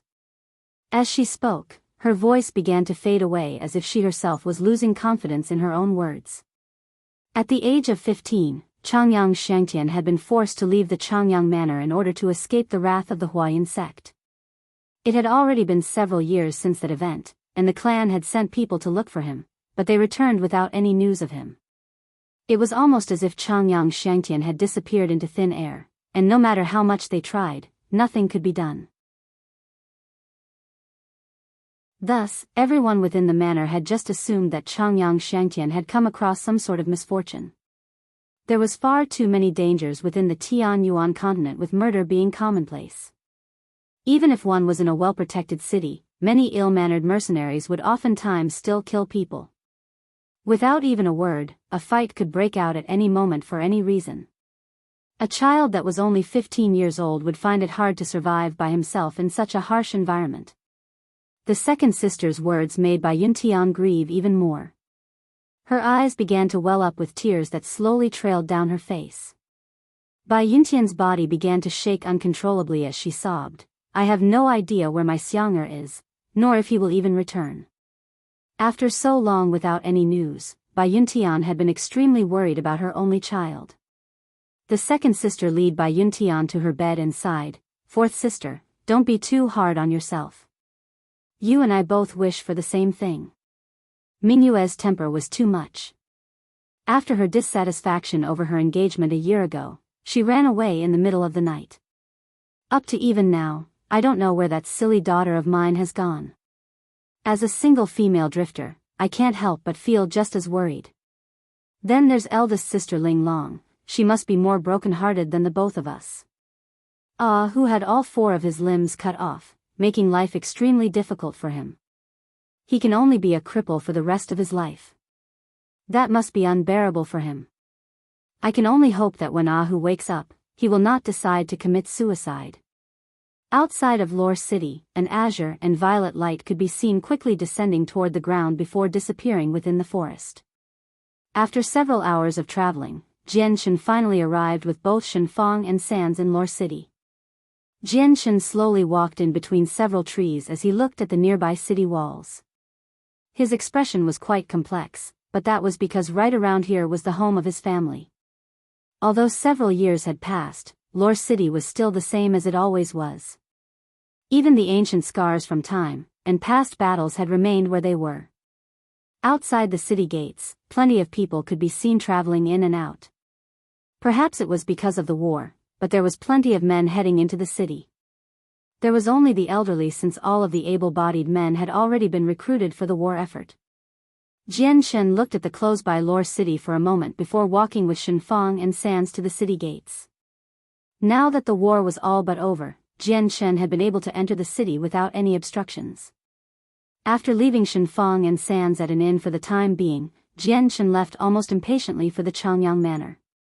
Shortly after that, Jian Shen arrived at the clan's manor. There wasn't any noticeable changes to the Changyang manor from a few years back. The same red wall continued to circle the Changyang manor with several trees planted around it.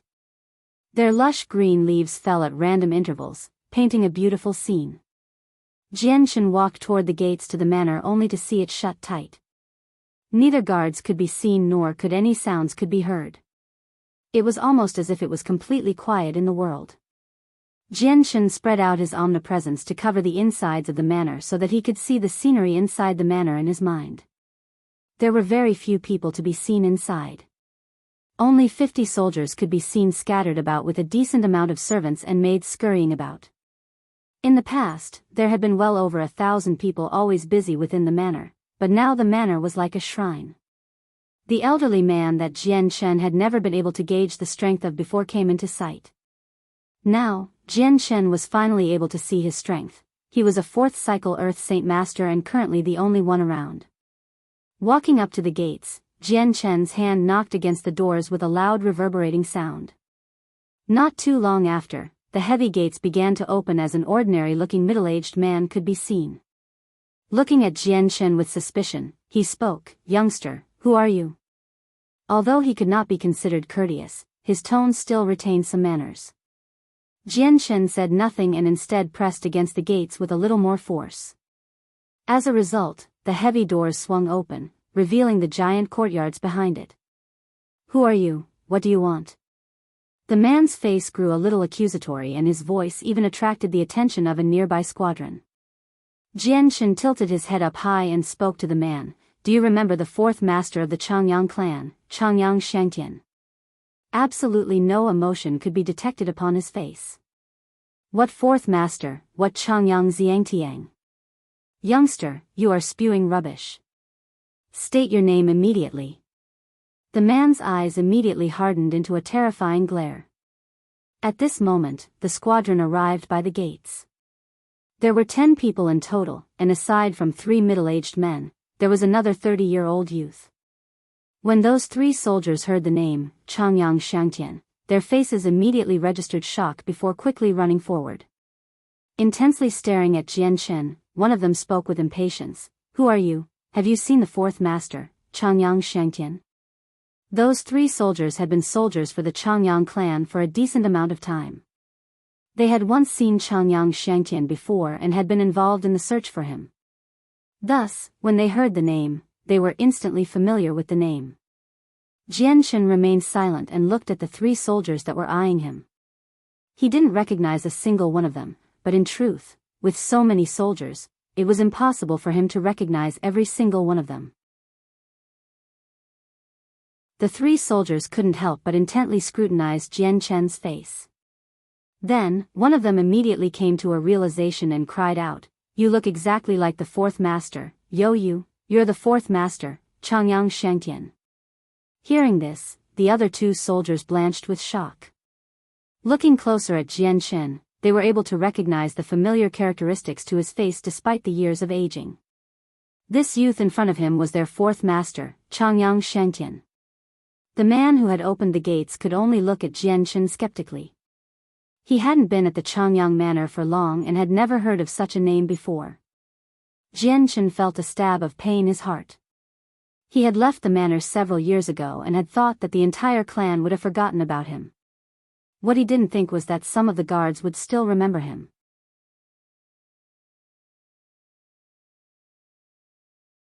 Chapter 435. The clan leader has returned. You really are the fourth master?" One of the soldiers asked Jian Chen nervously, while the other 2 looked at him expectantly. Only the soldiers behind the 3 showed confused expressions on their faces. Jian Chen nodded his head. "Correct, I am Changyang Shangtian. I didn't think that after so long, people would still remember me." You really are the fourth master. It's the real fourth master. The fourth master has returned." The 3 soldiers all immediately cried out with emotions after his response. They had been dispatched many times to look for Changyang Shangtian in the past years only to end up with no clues. Searching everywhere for an entire day, they had never come by any success. When each attempt ended in failure, they had begun to lose hope. "Quickly tell the fourth lady." One of the quick-minded soldiers immediately ordered, sending another soldier running. Jian Chen walked through the gates with a light-hearted steps toward the room where his mother, Biyao Tian, was. Now that he knew of Jian Chen's identity, the soldier who had opened the doors for him didn't dare block him. Secretly moving to the squadron, he asked beneath his breath, "Brothers, since when did the Changyang clan have a fourth master? Do you know who this Changyang Shangtian is?" The soldiers shook their head in a hurry, utterly clueless to who Changyang Shangtian was. "I've heard my uncle say that the clan leader had a fourth son. Aside from the eldest son, second miss and third master, there was still a fourth master. His name seemed to be Changyang Shangtian. However, he had left the clan when he was still young and disappeared without anyone knowing where he went." A guard spoke. Several of the soldiers felt shocked and looked to Jian Chen in a whole new light. Within the courtyards, Biyao Tian and Yu Fengyan were talking to each other with worried expressions. On Biyao Tian's face, the tear stains were quite noticeable. "Fourth sister, I can understand your feelings, so please don't be so worried. Shangtian is a genius with unparalleled intellect. I'm sure that he is currently hiding without any danger in his way. Yu Fengyang spoke gently. She had already repeated these words many times before. Over the years, whenever Bai Yuntian was feeling down, it was Yu Fengyan who comforted her.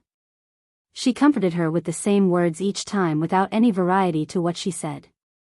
Fourth lady, fourth lady. Suddenly, frantic cries could be heard coming from outside the courtyard. The sound of the gates being knocked on was quite loud, allowing everyone to know that someone was pounding on it with enough strength to break it down. The two women were frightened by the sudden knocks on the door. From her seated position, Yu Fengyan spoke loudly, "Who's making so much racket? Have you forgotten your manners?" Hearing Yu Fengyan's voice, the soldiers outside the gates quivered for a moment before instantly remembering just why they were making a huge racket. Putting down their fists, one of them spoke, "Fourth lady, fourth lady. There's a report. The fourth master, he has returned."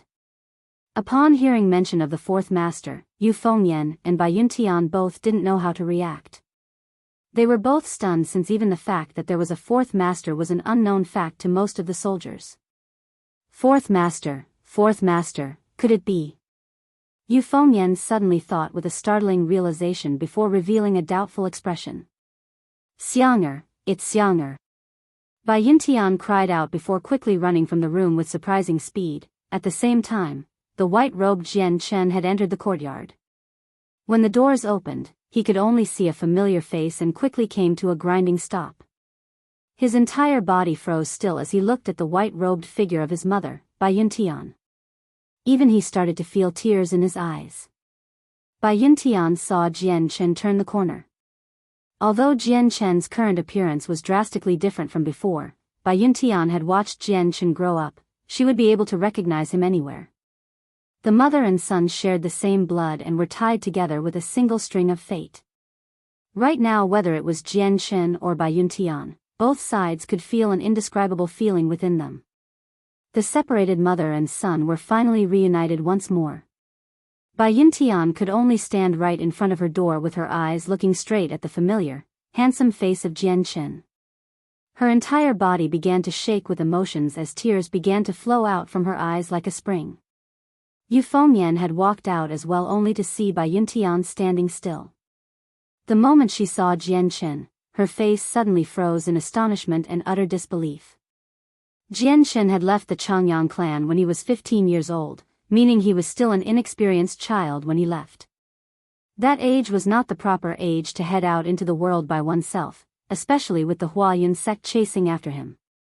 The probability of survival was practically zero. Furthermore, Jian Chen had disappeared without a trace as well. From that day forth, he hadn't left a single clue behind for even the Changyang clan to find him. Thus everyone had been convinced that Jian Chen had already been captured by the Huayun sect and had died a destitute death in a nameless grave. When Jian Chen had left, he was an inexperienced 15-year-old that had no bodyguards. How would he be able to escape from an experienced sect like the Huayun sect? Although Yu Fengyan had used all sorts of words at first to console Bai Yuntian, they had all been white lies since she too hadn't believed that Jian Chen would have been able to survive. But now, the person that had left without a word had finally returned out of nowhere. This made Yu Fengyan feel as if she was dreaming, that this was not really happening. Jian Chen's eyes had tears to them as he slowly moved toward Bai Yuntian. He could only feel anguish at the sallow face of his mother. "Mother, your child has finally returned home." Jian Chen's voice had a whimper to it as he finished speaking before tears finally began to flow down his cheeks. Bai Yuntian quickly wrapped Jian Chen in a tear-filled hug as she began to pour out the feelings she had felt over the years. Xianger. My child, you've finally come home. Your mother has missed you so much. Mother, I'm sorry. Your child was unfilial. Jian Chen hugged his mother as the both of them continued to freely cry tears of joy. The fourth master has returned, he really has returned. I didn't think that the fourth master was still alive, we all thought that he had come across trouble. Within the courtyards, more and more soldiers that knew about Jian Chen began to gather, while even those soldiers who didn't know about him started to talk to each other in surprise. Yu Fengyan finally snapped out of her delusion and looked at the two. She could only feel joy in her heart as she spoke. Xiang'er, you've returned safe and sound. Your second aunt truly feels happy for you.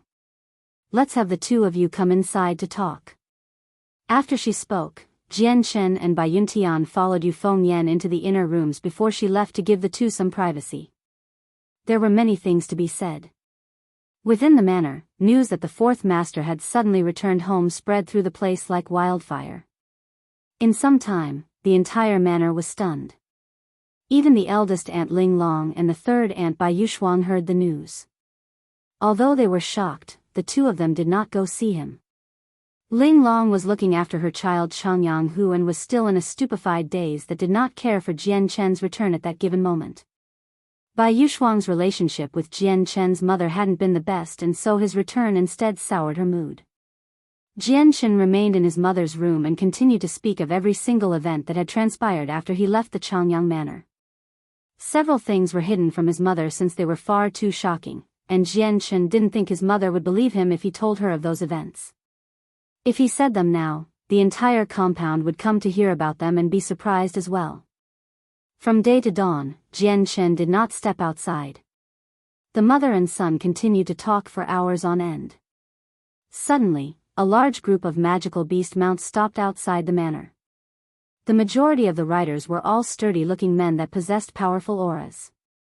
In total, there were around 800 men that formed a giant line. Stopping right outside the gates, two men immediately opened the doors and shouted, "The clan leader has returned, hurry and receive him." Changyang Ba stepped off his Class 4 magical beast mount and tidied up his messy clothes for a moment before striding to the gates. Right behind him, every rider started to dismount as well to follow him inside quietly and obediently. As soon as he entered the gates, one of the servants came rushing over with a joyful expression. With a bow, he said, "Clan leader, good news.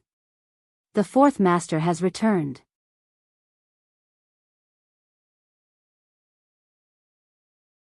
Chapter 436, The feeling of returning home. As soon as Changyang Ba entered the gates, one of the servants came rushing over with a joyful expression. With a bow, he said, "Clan leader, good news. The fourth master has returned." Changyang Ba looked stunned for a moment. He had gone for several years without hearing about the fourth master, to the point where hearing about it felt a little foreign to him.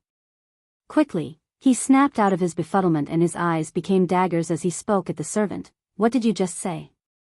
"Clan leader, the fourth master, he has returned." The servant spoke once more with tears in his eyes. Changyang Ba's eyes widened as he grew still and an incredulous look overtook his face. It had already been several years since his fourth son, Changyang Shangtian, had left the manor without any news or clues to his whereabouts. In his heart, he had secretly feared that he would never see his talented fourth son ever again, thus he had felt wounded. Now, the fourth son he had originally thought dead had unexpectedly returned. He was not prepared for such a feeling and could barely believe his ears. "Are you speaking the truth? Xiang'er has returned?" Changyang Ba's eyes stared intensely at the servant as his voice began to tremble with longing and hope. "Clan leader, my words are absolutely true. The fourth lady and second lady have already confirmed his identity, there can be no mistake," the servant replied. Hearing that the fourth master, who had mysteriously vanished many years ago, had returned caused the soldiers behind Changyang Ba to become stupefied. Each one looked at each other in complete shock and confusion. Many of them were senior figures within the clan and had known about what had transpired in regards with the fourth master. In their hearts, they had already thought that the fourth master had already left this world, but not a single one of them had thought he would return just as suddenly as his departure.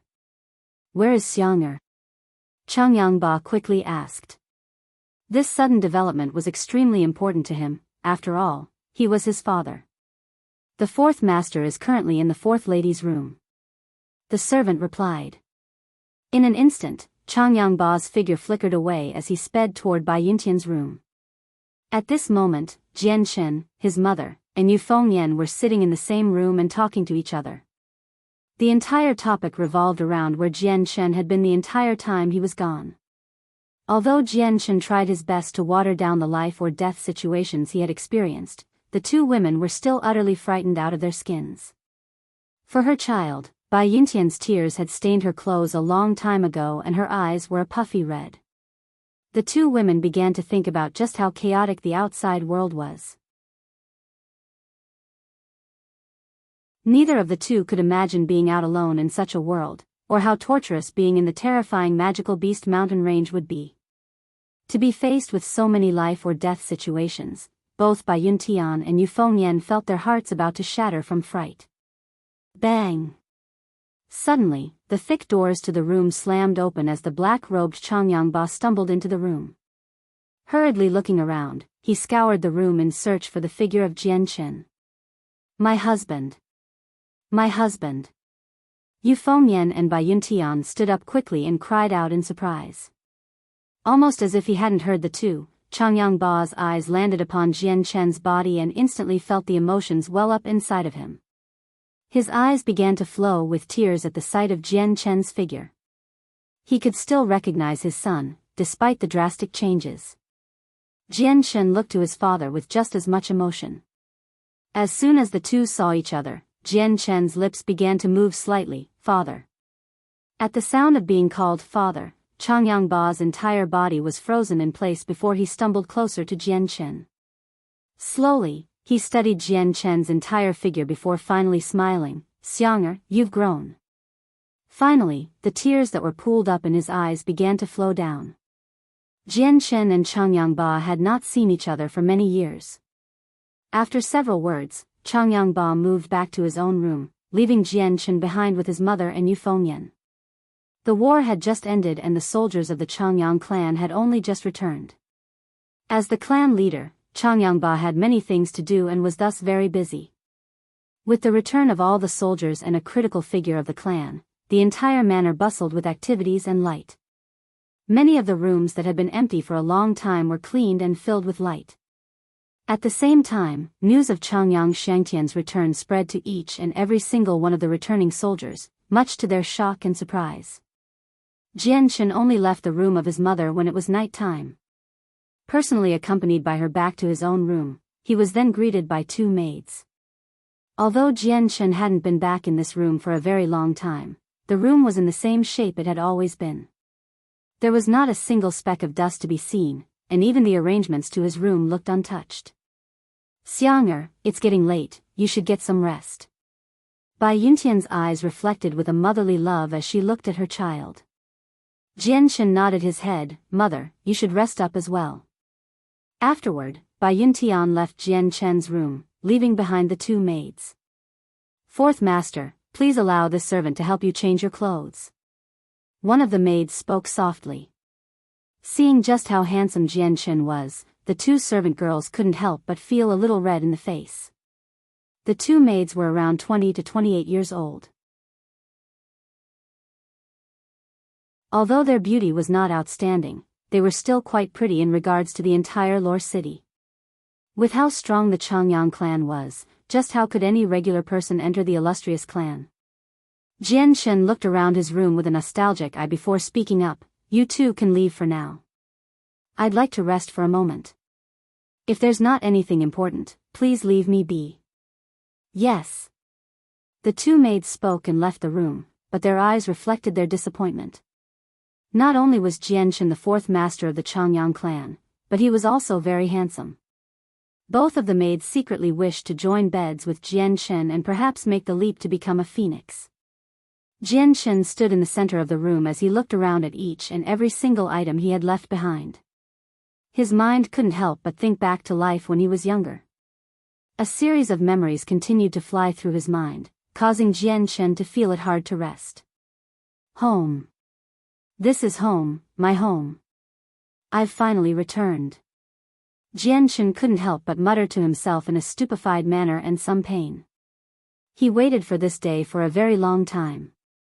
The very thought of coming home had occurred to him many times before, and now, his wish had finally came true, bringing peace to his mind. For the sake of having today happen and reuniting with his Changyang clan, Jianchen had sacrificed many things and done many Herculean tasks. He had traveled the line between life and death many times and had nearly lost his life once. If it were not for the azure and violet sword spirits, he would have long since left this world, never to return. He had used his own blood to mark the path back home. Just thinking about the trail of memories that happened after he left, Jianchen found them hard to stomach. Finally, his eyes let out a transparent but shiny teardrop. As if sensing the unrest in Jianchen's heart, the white tiger cub grabbed onto Jianchen's neck and began to purr as it rubbed its head against Jianchen's face. A purring sound could be heard as if trying to console Jianchen. Jianchen slowly brought himself to his bed, and without any last thoughts, Jianchen fell asleep. That night, Jianchen's rest was utterly peaceful and free from worry. This was the very first true period of sleep he had since leaving. It was very comforting. It was unlike the other times where he had to maintain a guarded composure. The tiger cub didn't sleep at all and instead curled itself by Jianchen's body. Its head continued to look left and right as it observed its surroundings. "Xianger, are you awake?" By the second morning, Bai Yuntian came by Jianchen's room. Waking up, Jianchen felt his body refreshed and very light-hearted, a feeling he hadn't had in a very long time. Was this the feeling of returning home? "Xianger, did you sleep well?" Bai Yuntian's motherly nature returned back to its original radiance as she asked her child. Jianchen's return caused her to feel extremely cheerful, and her entire body seemed to shine, indicating she had slept well for once. Jianchen and his mother spoke several words before leaving his room toward the eating hall for breakfast. As the two walked to the eating hall, Jianchen could only think about the memories of back then. Every day he had followed his mother to eat breakfast as well. This feeling he was having felt extremely consoling. As Jianchen and his mother entered the eating hall, the second aunt Yu Fengyan and third aunt Bai Yushuang were already eating their meals. By Bai Yushuang's side, a noble-looking youth could be seen. His age was not all that different from Jianchen. It was Jianchen's elder brother, Changyang. After several years of not seeing each other, the third aunt's face did not change much. However, Changyang's face seemed to have dropped slightly as his eyes looked to Jianchen. His appearance was quite majestic with his pale skin, and although his age was far enough away from Jianchen, his own appearance could match him. "Xianger has returned, third aunt, take a look." After so many years, Xianger has grown even more handsome. He could practically charm any woman under the heavens. Yu Fengyan laughed as she looked at Jianchen with some concern.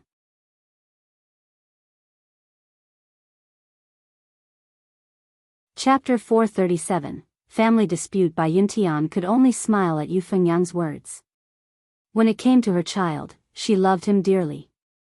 Bai Yushuang looked at Jianchen with furrowed eyes. "Xiangtian, just what reason did you come back? The Huayun sect isn't someone our Changyang clan can go against. Just what trouble are you trying to give us?" Yu Fengyan and Bai Yuntian were both shocked by Bai Yushuang's words. She essentially objected to Jianchen's return almost as if she never wanted him to return at all. The third aunt's words caused Jianchen to feel slightly angry, but before he could say anything, Yu Fengyan beat him to it. "Third sister, your words are completely unnecessary. Although the Huayun sect is indeed very strong, our Changyang clan is not an easy target to bully. We have Chang Bai with us. You must know of the fact that he was able to kill many Heaven Saint Masters at the northern stronghold. As long as Chang Bai is here, the Huayun sect will not have an easy time moving against us." Xiangtian forced to leave his home, and for the past few years had endured much suffering in the outside world. Now that Xiangtian has returned, we should be happy, not throwing cold words at him. Bai Yushuang gave a cold snort before speaking ominously. "Xiangtian has never been an obedient child and always enjoyed causing trouble. A few years ago, he hurt my cour, and later caused trouble with the Huayun sect despite only being there for a short amount of time. Now that he has returned, who knows what other trouble he has brought with him." Yu Fengyan and Bai Yuntian both looked speechless. They never would have thought that Bai Yushuang thought that way about Jianchen.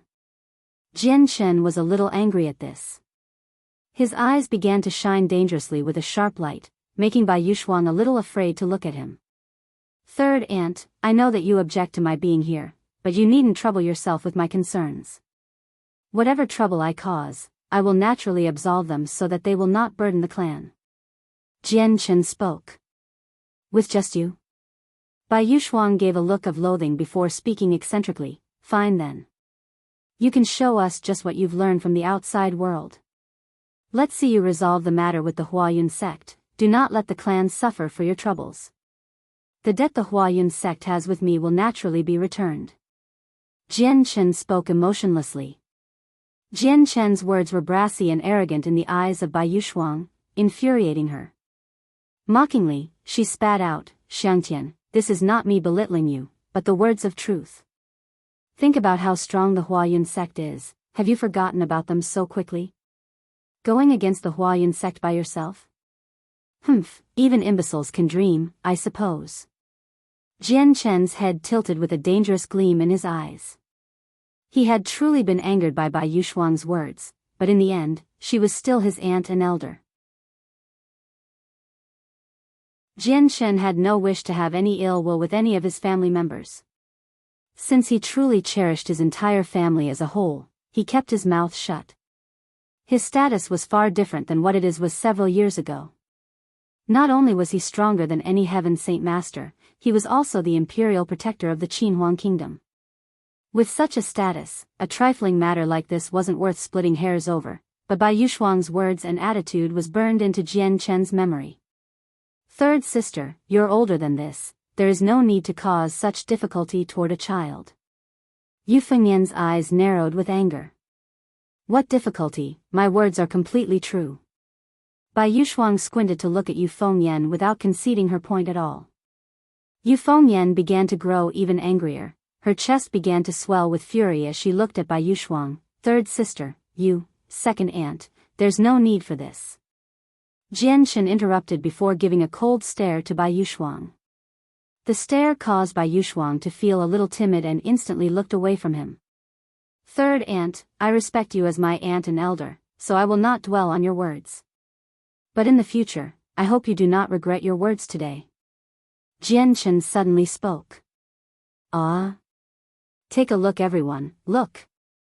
He dares threaten me. Bai Yuxuang immediately seized an opportunity to speak against Jian Chen even more. With her hands at her waist, she pressed on, regret? What will I regret? Changyang Xiangtian, are you going to use your own hands to teach your third aunt a lesson? Everyone look closely. See how this child talks, how he doesn't respect his elders. His delusional words, just how outrageous is he?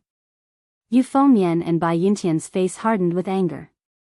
At that moment, a strong and firm voice could suddenly be heard. Haha, how lively it is today, everyone seems happy. A simply dressed Changyang Ba could be seen walking into the hall with a cheerful smile, indicating just how happy he was. Changyang Ba was a 40-year-old middle-aged man with the facial appearance of a 30-year-old. Despite his age, he still had the handsome appearance from his earlier youth and his presence had a unique air to him. My husband. Father. Everyone immediately spoke at his appearance. Changyang Ba was extremely happy today. The moment he walked in, his eyes had immediately landed upon the figure of his fourth child, Xiangtian. Looking closely, the smile on his face only grew even wider since in his eyes, his fourth child was not only handsome, but a man that was not to be trifled with. Truly, Changyang Ba thought him to be a dragon among men and someone that would seize the opportunity to win at any moment. This combination of factors left Changyang Ba extremely happy and he laughed out loud. This laughter expressed just how joyous he felt. With such an emotion, what more could a father want? After calming down, Changyang Ba sat beside Jian Chen. Xianger, you must have felt wronged after all these years. Jian Chen immediately felt warm at his father's words and replied, not even a little. Your child has learned many things from the outside world. Good. Very good. Xianger is a true scholar. Changyang Ba could only use those words to describe just how happy he was with Jian Chen. Seeing just how calm, well-tempered, and handsome Jian Chen was, he couldn't feel any more gratified. He knew that his youngest child had truly grown up. Seeing how Changyang Ba was treating Jian Chen, the nearby Bai Yuxuang looked extremely unhappy. Since Changyang Ba was concentrating on Jian Chen, he naturally missed Bai Yuxuang's face. AI. Turning around, Changyang Ba suddenly remembered something painful and the joy faded away from his face, only for a pain-filled expression to replace it. Unfortunately, Ahu, at his words, Yu Fengyan and Bai Yuntian both sighed as well, feeling for Changyang Hu's disaster. Jian Chen immediately thought to his elder brother Changyang Hu and instantly felt sad. Father, your child wishes to see eldest brother. Changyang Ba shook his head slightly without saying a word. Jian Chen could understand that his father was in deep pain, how could he not? Jian Chen and Changyang Hu were extremely good friends, but now that Changyang Hu was in such a serious state, Jian Chen couldn't help but feel pained as well. Father, your child knows what has happened to eldest brother. Please don't worry, he will recover, he will definitely be healed. Jian Chen spoke. Changyang Ba shook his head once more and sighed. It is easier said than done. To regrow his limbs, it would require a Class 7 Radiant Saint Master. Within the Tianyuan continent, not only are they exceedingly rare and hard to find, but we do not have any power to invite one even if we found one. A person like that is a person in a world different from ours. Jian Chen knew just how esteemed a Class 7 Radiant Saint Master was. They were an existence that was as high as a saint ruler. Radiant Saint Masters were rare, and it was also hard for them to advance in rank. They were not like their fighting counterparts, and so a Class 7 Radiant Saint Master was an extremely high-class existence. Father, your child wishes to see eldest brother. Jian Chen stated once more. Fine then. Changyang Ba finally agreed. Without eating, he immediately walked to where Changyang Hu was with Jian Chen and the other 3 ants. Jian Chen walked behind Changyang Ba into the room. Right now, Changyang Hu was motionless on his bed, staring silently at the ceiling above him. On his motionless body, 4 bloodied bandages could be seen wrapped around his limbs. Changyang Hu's mother Ling Long sat dejectedly by his side. Her hair was a mess and her face sallow. Both eyes were bloodshot and tear stains could be seen on her face, evidence that she had not washed her face in many days. My lady, I beg of you, please eat something. You've gone several days without food. By her side, several maids were crying out to her with several plates of food and a washing bowl ready. Changyang Ba sighed and waved the maids away. Standing by the bed with a sorrowful look, he glanced down at his eldest son. Changyang, who had all 4 limbs cut off and wasn't even able to eat or drink by himself. A life like this was worse than death.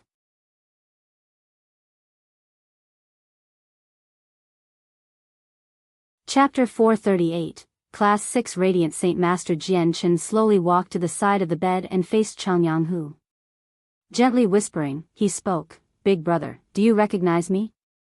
I am your 4th brother, Changyang Shangtian. Changyang Hu's listless eyes regained a dim spirit to them as he slowly looked to Jian Chen's figure. With little emotion to his face, Changyang Hu let out a pained smile before speaking with a rough voice, F.O., 4th brother, you've finally returned. Jian Chen let out a small smile. He and Changyang Hu had been good friends since they were small, but seeing him as he was now caused Jian Chen's heart to pang with grief. Jian Chen turned around to look at the people behind him. Father, eldest aunt, I have a few words I want to say to eldest brother. Would it be possible to be alone for a moment? Changyang Ba nodded slightly. Shangtian, you placate your eldest brother now, okay? With that, Changyang Ba left with the other 2 ants, leaving behind Changyang Hu's mother Ling Long, who was still standing there with a dejected look. Jian Chen walked up to Ling Ling's side and spoke softly, Eldest aunt, you needn't worry. I will definitely let eldest brother recover. Please let me console eldest brother for now. I have a method to help him recover. I first must have everyone out of the room so I can speak to him. Hearing this, Ling Long's eyes swiveled to him with a look of realization. Her arms trembled as she reached to grab at his hands. Shangtian, your aunt begs of you, you must console your brother. Help him. Help him want to live, your aunt begs you. Ling Long's face was filled with a pleading expression. She knew clearly what condition her son was in, and she knew that he had already lost his will to live. He couldn't take care of himself, drink or eat by himself, so he simply wanted to die. Living in such a fashion was a tormenting experience. Jianshan nodded his head. Eldest aunt, you needn't worry. I won't let you down. Jianshan spoke firmly. Jianshan's words were enough for the eldest aunt, causing Ling Long to clutch at the straws of hope. Her originally waning spirit finally rekindled once more as she left the room, leaving behind Jianshan and Changyang. Seeing such a familiar face, Changyang's eyes began to tear up as he thought back to the memories he had of the times in Kargath Academy. He could clearly remember when he had been bullied by Qingmingxiang of the Huayun sect, who had hurt him until he was bruised. His fourth brother had taken revenge for him by fighting Qingmingxiang and a dozen other students. In the end, Qingmingxiang's arm had been cut off, forcing Jianshan to leave his home against his will.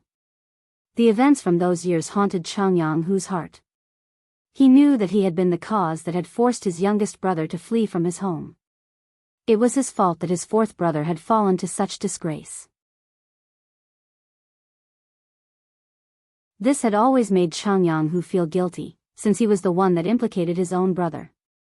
When his fourth brother had gone silent for years after leaving, Changyang's heart had begun to think of the worst. Now that his fourth brother had finally returned, Changyang couldn't help but feel relieved, and that relief nearly helped him forget about his own wounds. Jianshan sat by Changyang's side. Eldest brother, I know what you are feeling, but you must pull yourself together. Give me some time, and your fourth brother will definitely help restore your limbs. At those words, Changyang's face grew dim. Sighing, he replied, Fourth brother, you don't understand. In order to regrow a limb, one must have the strength of a Class 7 Radiant Saint Master. Your eldest brother will never be able to stand again. Changyang's face grew dark with grief and his eyes began to grow dim once more. Anyone could see that he was already starting to lose his strength to continue living. Jianshan didn't say another word, instead he extended his arm, and suddenly, all of the Radiant Saint force in the area began to gather in between his hands. In a flash, it had formed a milky white glow that started to shine brighter and brighter in intensity. Dazzling the eyes, the shiny ball of light lit up the entire room. If it were not for the fact that it was day, those on the outside would be able to see the strong rays of light radiating from the room. On the other side of the door, Jianshan's mother, Biyao, looked astonished at the Radiant Saint force flying through the sky into the room Jianshan and Changyang were in. Astonished, the look on her face grew to reflect her shock. What a strong amount of Radiant Saint force, who could be doing this? Could it be? Biyao suddenly realized something. As a fellow Radiant Saint Master, she was able to detect the ripple of Radiant Saint force and the intensity in which it was gathering at. What startled her even more was the fact that she had never seen such a fast or strong gathering rate before. Only a Class 5 Radiant Saint Master would be able to accomplish such a feat at the very least. After leaving Changyang's room, Changyang Ba and the other aunts were still feeling remorseful, so they had not yet noticed Biyao sudden change in expression. Inside the room, Changyang could only stare in utter shock at the white light in between Jianshan's hands. He couldn't believe what he was seeing, but he knew that this type of light was the Radiant Saint force that only Radiant Saint Masters could wield. Jianshan's hands began to press down as the ball of Radiant Saint force started to converge around Changyang's body. After being surrounded by such a pure amount of Radiant Saint force, Changyang suddenly felt something he had never felt before. It made him feel comfortable. This type of feeling was something that the low-class Radiant Saint Masters would never be able to accomplish. After a brief period of time, Jianshan finally put down his hands and stopped the Radiant Saint force from flowing. Experiencing the comfortable bubble of Radiant Saint force, Changyang's previously pale face had some semblance of color to it. Even the wounds around his limbs had healed.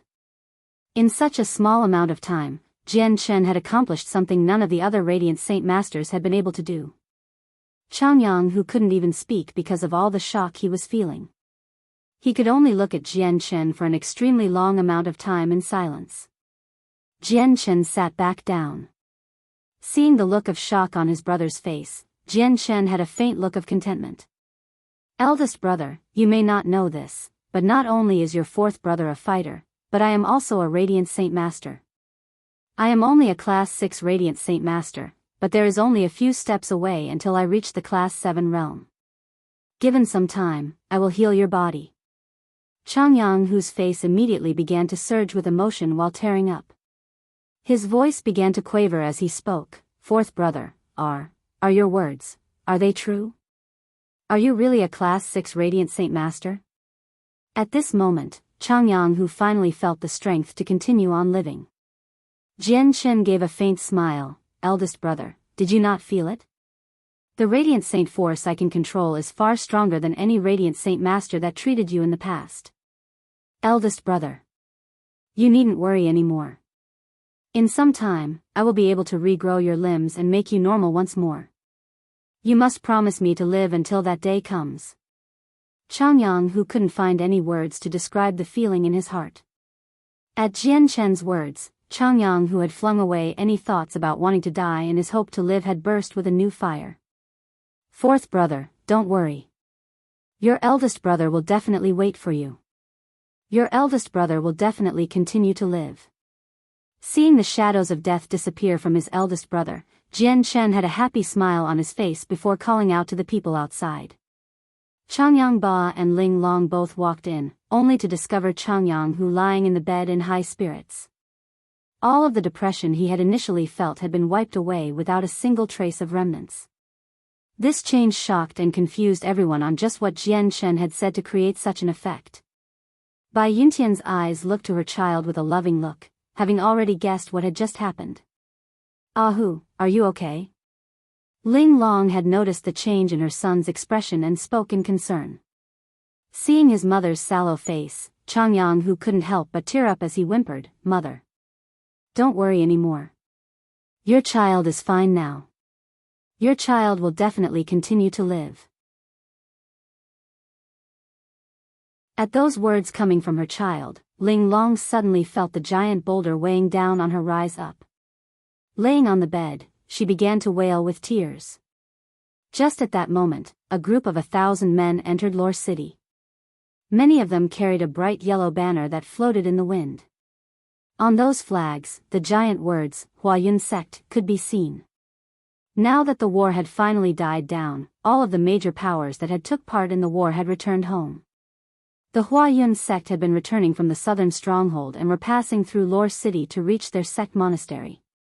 Leading the group was a middle-aged man. This was the current patriarch of the Huayun Sect, Cheng Fei, and was also Cheng Mingxiang's father. At that moment, a figure in pure black quickly ran over and reached the Huayun Sect's group before being blocked by the two magical beast riders at the front.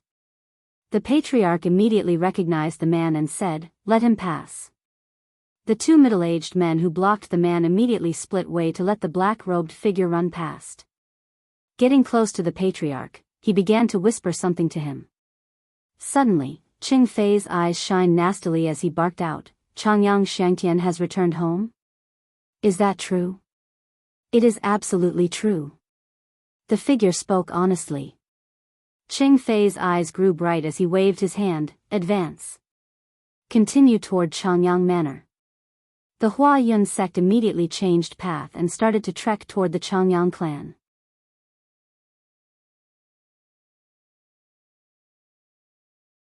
Chapter 439, The Huayun Sect at the Gates. Changyang Manor. Jian Chen and the rest were still in Changyang Hu's room talking to each other when a sound could be heard outside. "Clan leader, there is an urgent report for you." At this, Changyang Ba gave the signal for the maid to open the door. Upon the doors opening up, one of the housekeepers immediately came frantically running in. "Clan leader, something major has happened. The Huayun Sect is nearing our Changyang Manor." Changyang Ba's face immediately drained of color as he waved his servant away and wrinkled his eyebrows nervously. If Xiang'er's return was leaked and they caught wind of it, that means they still have not forgotten about the ordeal. Aside from Jian Chen, everyone else turned white, Bai Yuntian the most. Hurriedly grabbing at Jian Chen's hands, her face began to show her worry for him.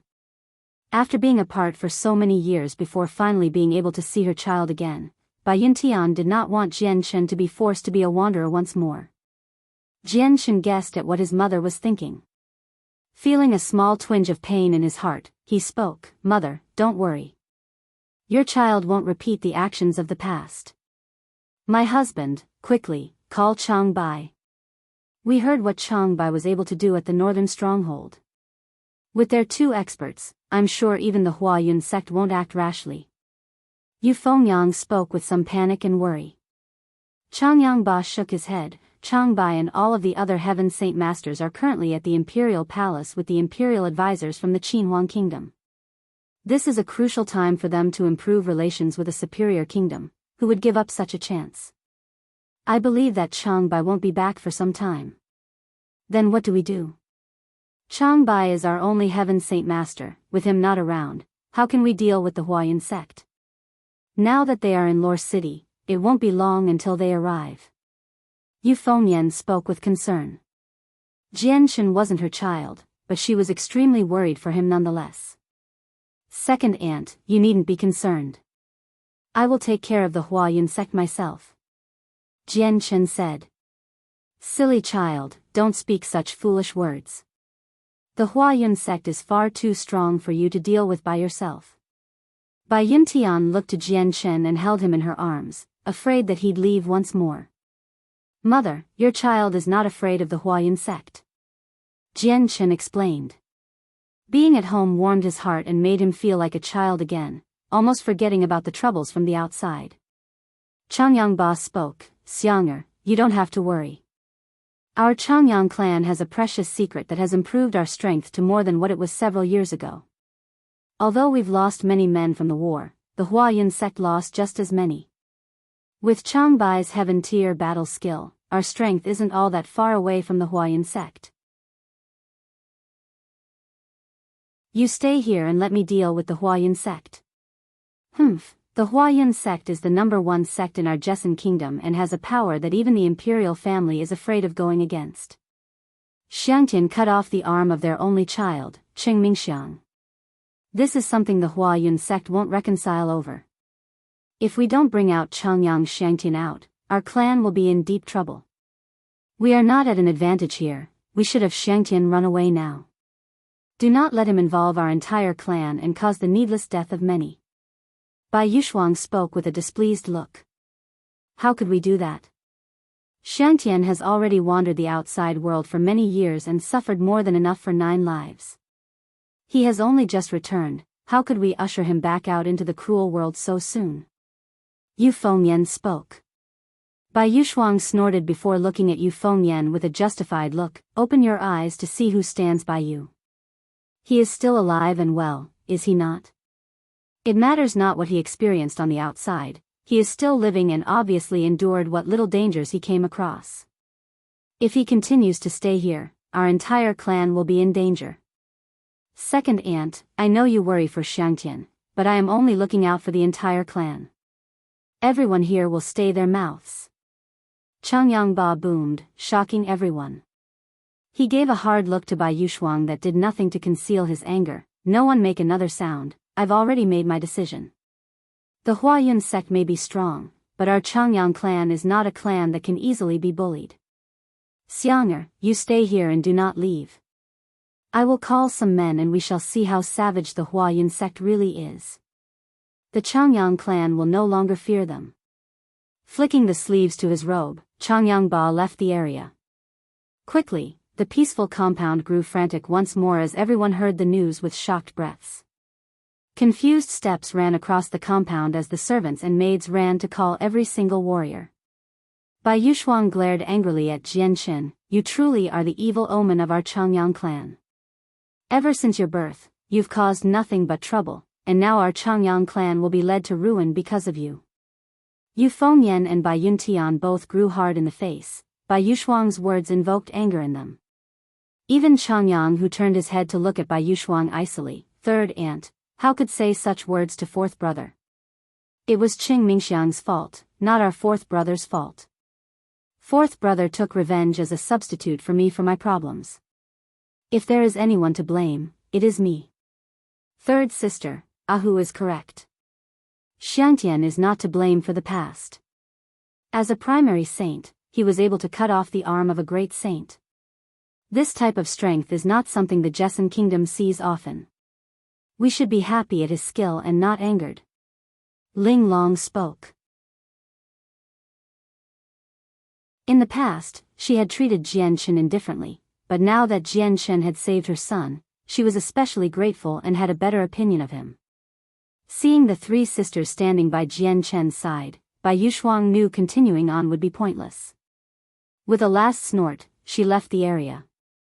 Ling Long walked up to Jian Chen's side and grabbed Jian Chen's hand. Xiangtian, please don't take any offense and ignore your third aunt's words. The matter with the Huayun sect needn't be something to worry about.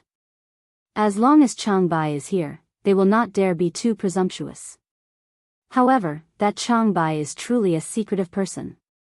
I had no idea that he was that strong. If it weren't for the news from the northern stronghold, we never would have known. If we had known earlier, we would never have dared to let you run away. These years have truly been harsh for you. Ling Long spoke with an apologetic voice.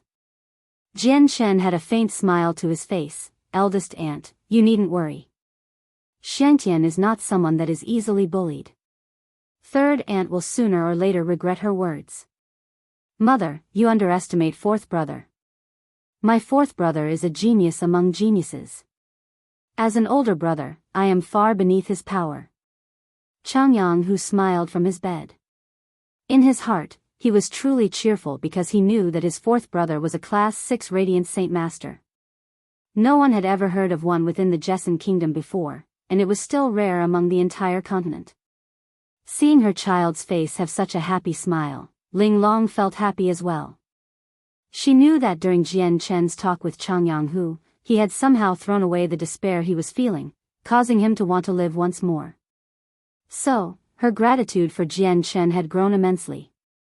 At the same time in the imperial palace of the Jessan Kingdom, 5 of the imperial advisors from the Qinhuang Kingdom gathered at a dining table. There were more than 10 people gathered there. Aside from the king, the other people were the other Heaven Saint Masters from the rest of Kingdom. This was a gathering that no regular person could attend, and even the Prince of the Jessan Kingdom was no exception. At the banquet, all of the experts of the Jessan Kingdom were giving toast to the 5 imperial advisors with extremely respectful attitudes that reflected their attempts to curry favor with them. Although everyone was of the same tier of strength, their statuses were completely different and the power they wielded was just as different. These men were all well-known figures that could fight with any other same-ranking person easily. Their strengths were enough to defeat anyone a rank higher than them. Combined with the heaven-tier battle skills they each had, their military might was on a whole nother level which richly described their existence quite clearly. Honored imperial advisors, this king truly thanks the Qinhuang Kingdom for their assistance. If the Qinhuang Kingdom has any use for our lands, we shall do our best to provide it. Although our Jessan Kingdom is quite weak, we will work as hard as an oxen. The king spoke. The 5 imperial advisors gave a polite smile at his words, but none of them knew just what connection the imperial protector had with the Jessan Kingdom. They knew not which power he was friendly with, so they didn't dare offend anyone here. In the case they offended someone Jian Chen was friendly with, they would suffer the consequences for it. The 5 of them had followed Jian Chen from the Qinhuang Kingdom in hopes of improving their relationship with him. Not a single one of them had wanted that to all go to waste. At that moment, the headmaster of Kargath Academy, Kafir, spoke. Honored imperial advisors. This one has a question I wish to ask. When this one was at the northern stronghold, this one heard that your distinguished kingdom had an imperial protector that came to save us. Might this one ask just who that honored figure is, or if the honored imperial advisors can speak just how he knows the Jessan Kingdom?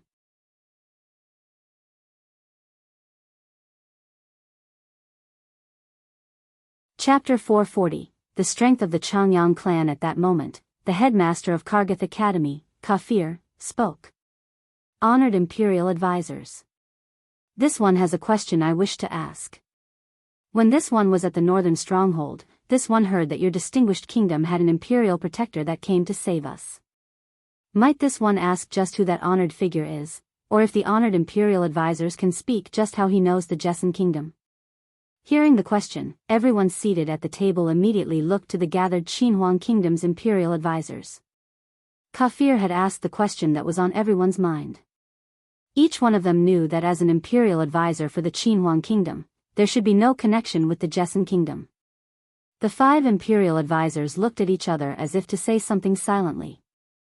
They were all high-ranking members, so if it had been just any regular person inquiring about their imperial protector, they would have been extremely displeased.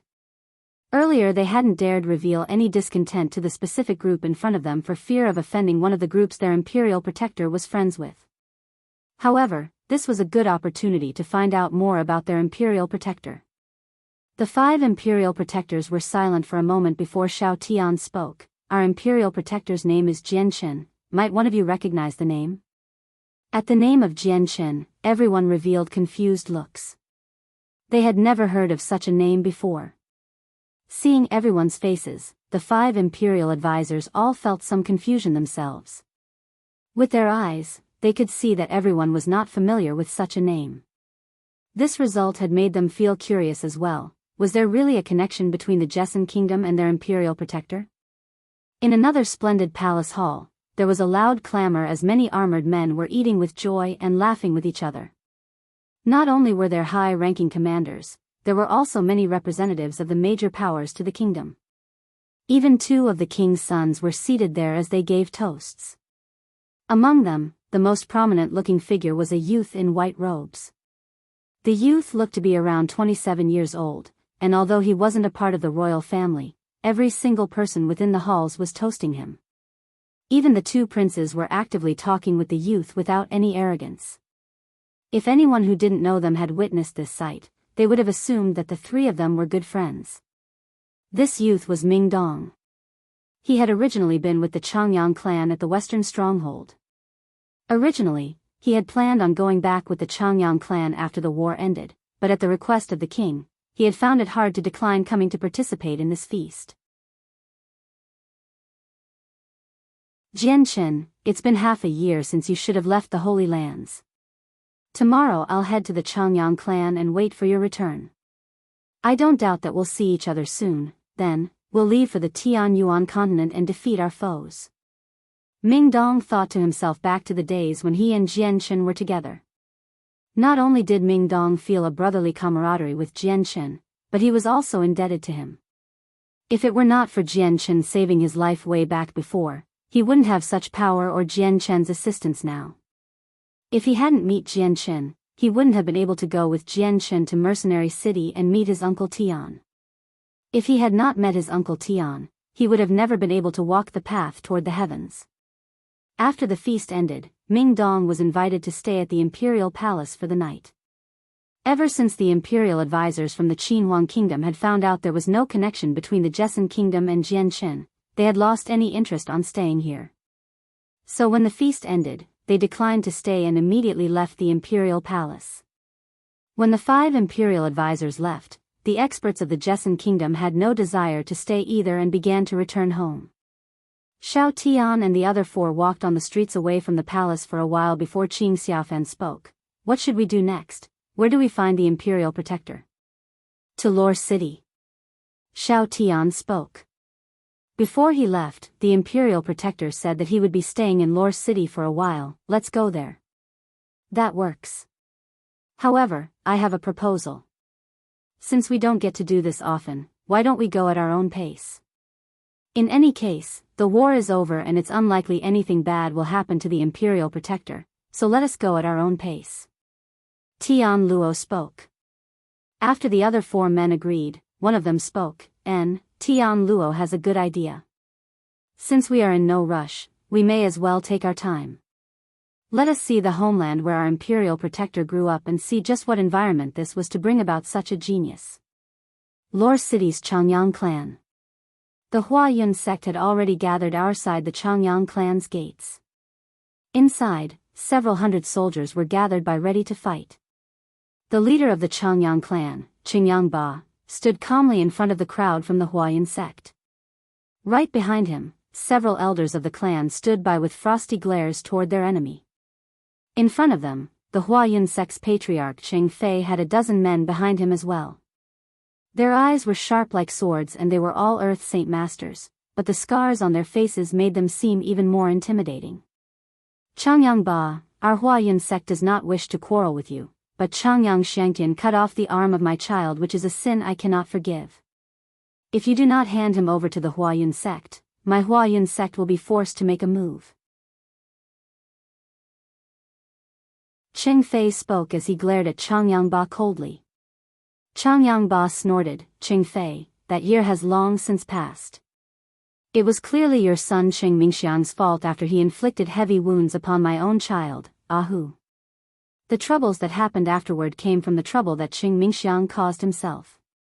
If you wish to blame someone, then blame your own child for his lack of skill. A great saint having his arm cut off by a primary saint. Now that the strength of the Changyang clan was far greater than before, Changyang Ba was not afraid of the Huayun sect. So when it came to them, Changyang Ba freely spoke his mind without any filter.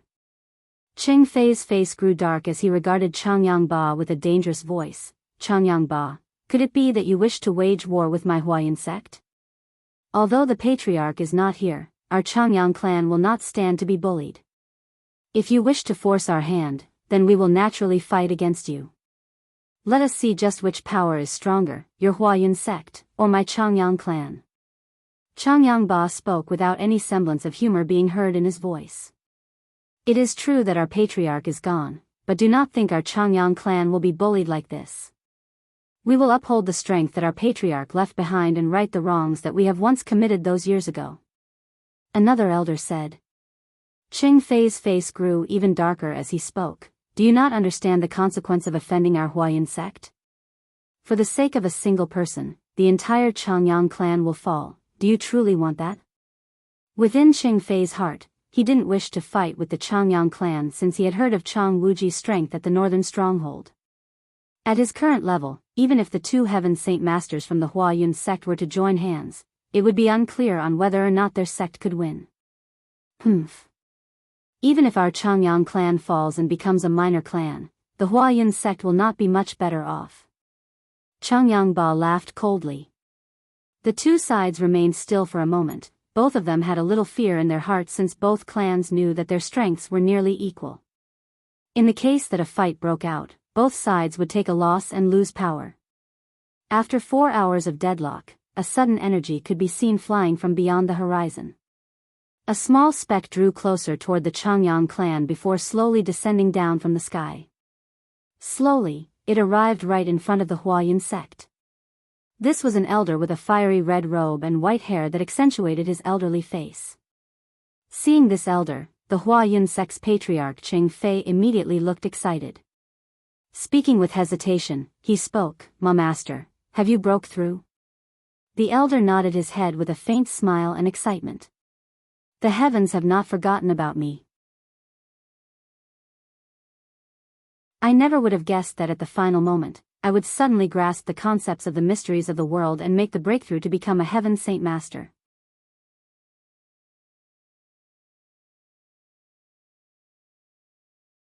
Chapter 441, The Return of Chang Bai. Master, you've finally broken through, that's wonderful. Ching Fei's face lit up with excitement and joy.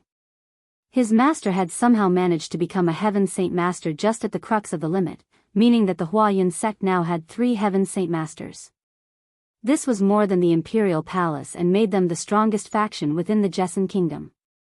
In Ching Fei's mind, he could already see the Jessen Kingdom's king treating the Huayun sect with far more respect and submission. Seeing their Huayun sect gain another Heaven Saint Master, the men standing behind Ching Fei all looked extremely happy and looked at the elder with respect. On the other side, everyone from the Changyang clan had a sour look on their faces as they all glared darkly. The Huayun sect having 3 Heaven Saint Masters wasn't something they wanted at all. "Saya, I didn't think that instead of dying, you would make the breakthrough." One of the elders from the Changyang clan spoke. Saya was the master of Ching Fei and was already 400 years old. Because he had a talent that was on par with a regular cultivator, it had taken him a very long time to reach the 6th cycle Earth Saint Master realm. He had been stuck at the final step for many dozens of years without being able to comprehend the world energy at all. Since there wasn't much time until his natural lifespan was over, no one expected him to make the breakthrough at the final moment to become a Heaven Saint Master. Saya laughed out loud, "The heavens haven't yet forsaken me." Changyang Yunkang, I didn't think that you would be stuck here. If you don't hurry and work hard, you won't have any chances left. Humph. The elder replied without any further comment. Master, your timing is perfect. My son Qingmingxiang's arm had been cut off by one of the Changyang clan, but for the sake of protecting that one, the Changyang clan has made us an enemy. I hope that master will help settle things and take revenge for my son's arm. Qing Fei spoke to Saya. Whether or not they would be able to take revenge on Changyang Shangtian would depend on his master. Saya nodded his head. I've heard about the matters with Qingmingxiang. This is a problem to our own honor, rest assured, I will make sure justice is dealt with appropriately. After responding, Saya looked at the Changyang clan. You would do best in bringing him out quickly, otherwise you will force my hand, you should know the consequence of that. A heaven saint master was far different than an earth saint master. It didn't matter if that person had only just become a heaven saint master, an earth saint master wouldn't be a match for them. The group from the Changyang clan had stone for faces as they looked at the power in front of them. But Changyang Ba did not step back and instead spoke, we will not hand him over. Saya's eyes grew cold for a moment before snorting.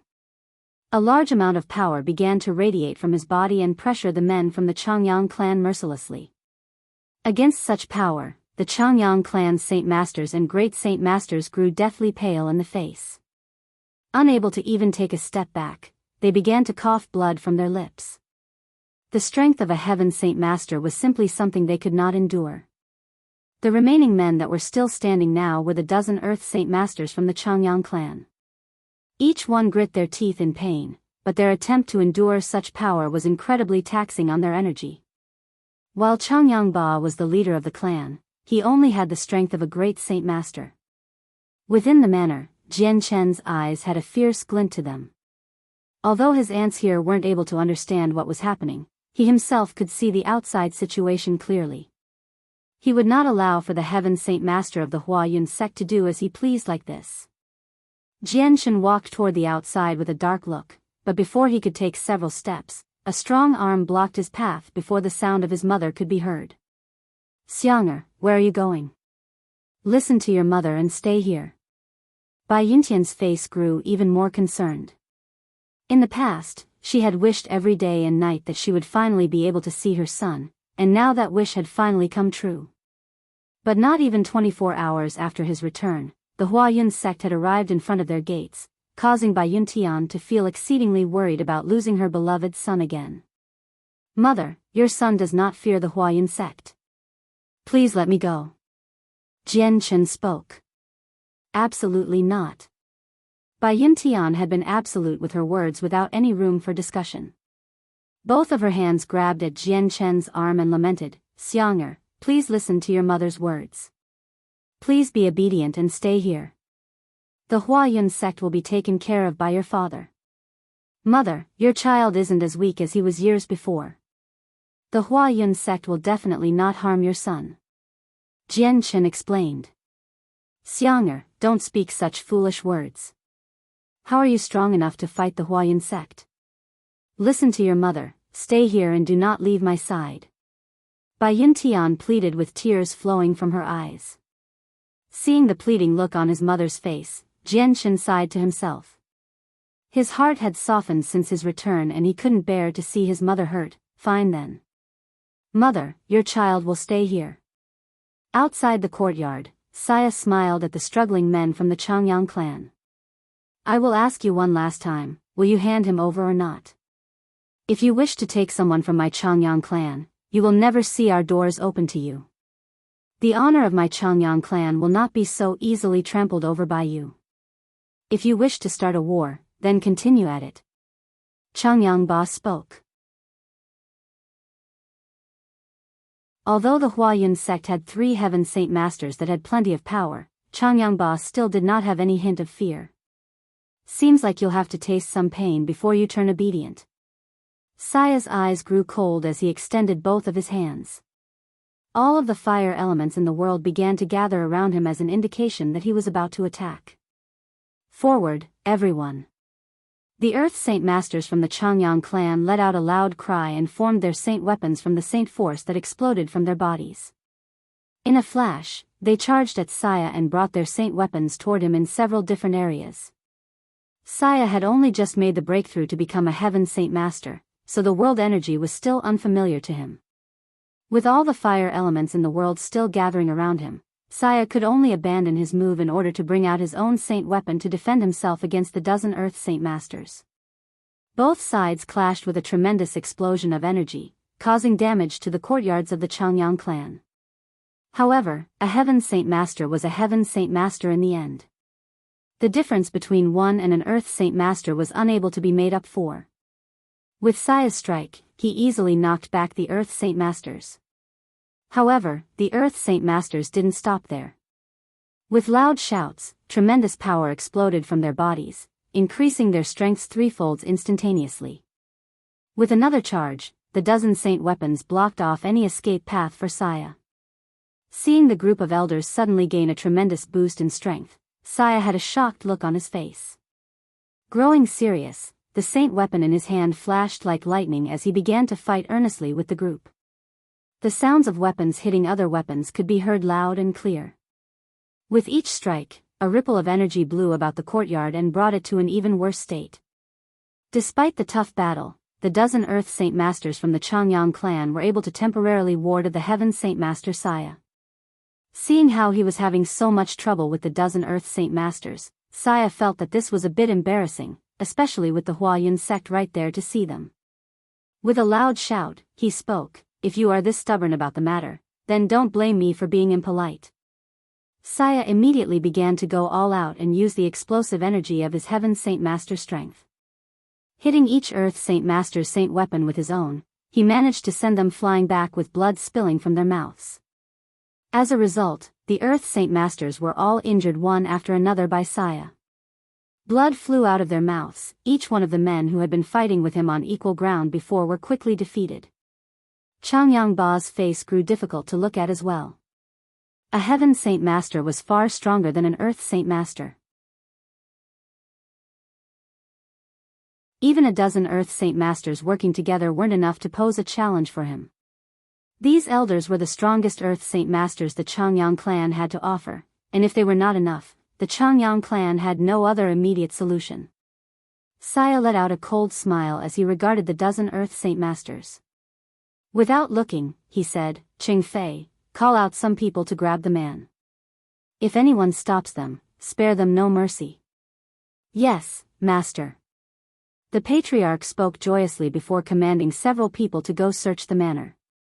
Within Changyang Hu's room, Jian Chen's handsome face hardened as a large amount of killing intent radiated from his eyes. Just as he was about to move out of his mother's grasp, his face suddenly slackened and eased up. At that moment, before the men the Huayun sect had commanded could enter the manor, a loud whistling sound could be heard as a fiery figure came blazing toward them from the horizon. Even from far away, the amount of power it radiated was potent enough to scorch the clouds in the sky. Saya's face grew shocked as he hissed, "Not good, Chang Wuji is back."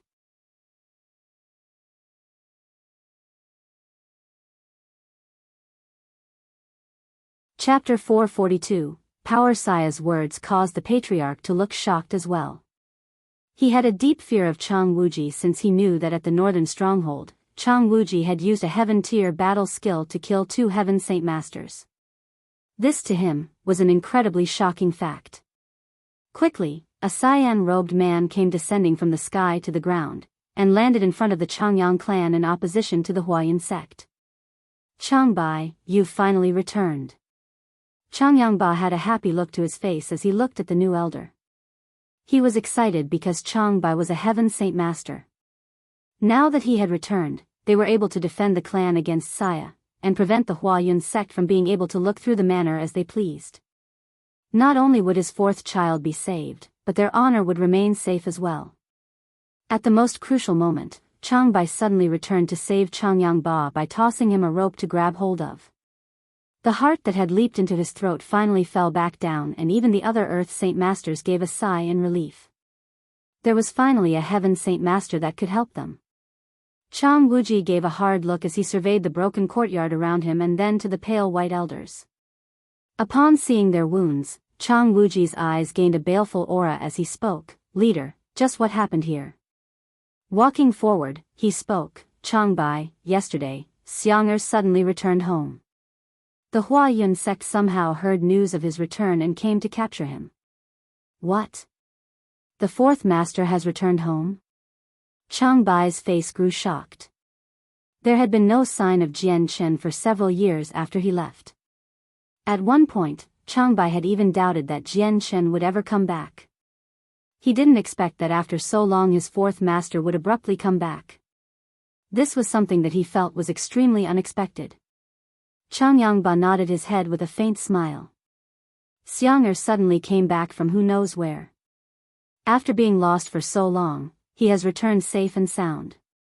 He's back, that's all that matters. Changbai's face lit up with happiness. Jian Chen had been a talented genius that Changbai had huge expectations for. He had even looked after Jian Chen while growing up, so his feelings for him were rather deep. Chang Wuji stifled the happiness in his heart and glared at the Huayun sect with a dangerous look. With a furious voice, he spoke, "Although the master isn't here, our Changyang clan will not be so easily bullied. Huayun sect, remove yourself from my sight." With that, Changbai's arms clenched the air, causing a wave of world energy to gather at an alarming rate. Then, with a push outward, the energy flew toward the Huayun sect. Against such a strong blow, the men from the Huayun sect weren't able to defend themselves at all. Each one flew into the sky and fell outside the courtyards, but several Earth Saint Masters somehow managed to defend themselves.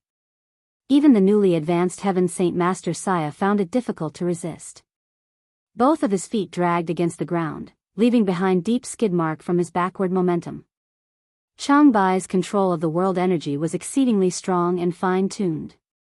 There hadn't been any form of damage to the surrounding area. He had already been in the Heaven Saint Master realm for many years, so his strength far outstripped that of Saya. Seeing that he was unable to defend against such a blow from Chang Wuji, Saya's face grew ugly while fear crept into his heart.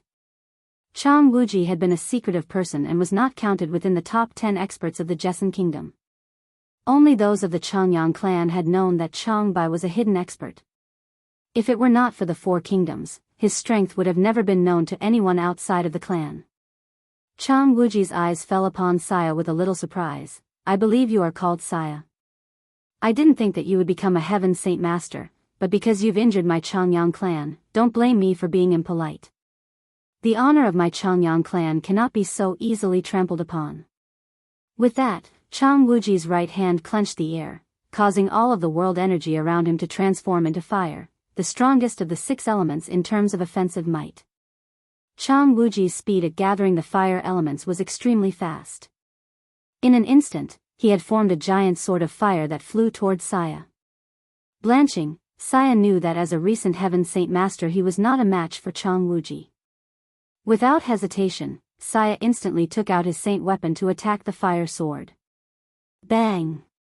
A large wave of energy exploded outward after the initial collision, covering the entire area within its spread. At the same time, a faint red glow could be seen protecting the entire Changyang clan. Even the walls to the manor were protected from the energy wave. Saya let out a mouthful of blood and quickly became pale before staggering back. Although he was a Heaven Saint Master, the difference between the two was far too much if he couldn't even handle a single blow. The disciples of the Huayun sect had been caught in the blast as well. When the wave of fire had engulfed them, several of the men had lost their lives while many others had barely escaped with their lives. However, they themselves were in a sorry position with their clothes burned completely away. In an instant, the previously winning Huayun sect fell into disarray from Chang Wuji's appearance. Chang Wuji's strength caused the entire Huayun sect to go quiet with dark expressions. Suddenly, 2 giant forces of power came flying forward from far away. As they approached, they slowly dropped down in front of the Changyang manor. These 2 men looked to be 70-year-old elders with white robes and bright eyes. However, Their faces were scrunched up in anger as they looked forward. However, the moment the Huayun sect's patriarch saw these two elders, he let out a look of joy and immediately knelt down. I pay my respects to the grand elders. The entire group of disciples from the Huayun sect immediately followed suit and greeted the two elders. Their voices were extremely respectful and shook the sky. The two grand elders looked ahead of them for a moment before one of them spoke up. Ching Fei, what is going on here? After asking, the patriarch explained the entire story to the two elders.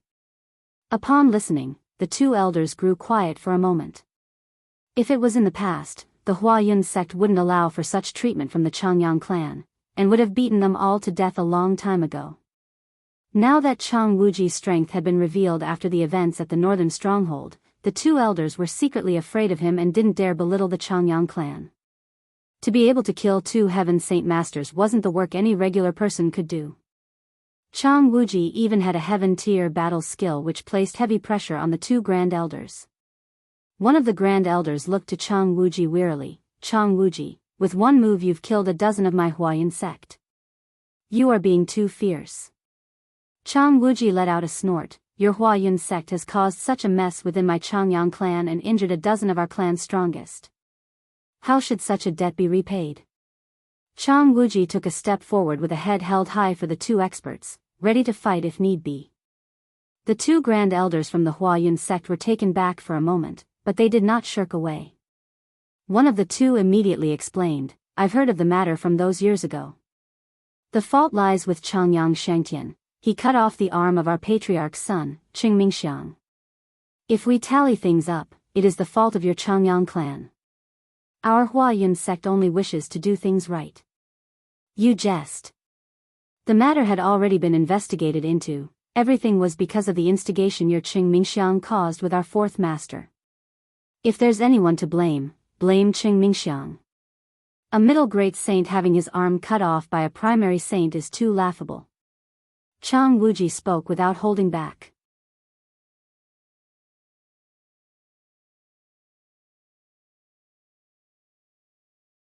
Chapter 443, Reveal of Strength. Chang Wuji's words were extremely heavy for the two Grand Elders to hear.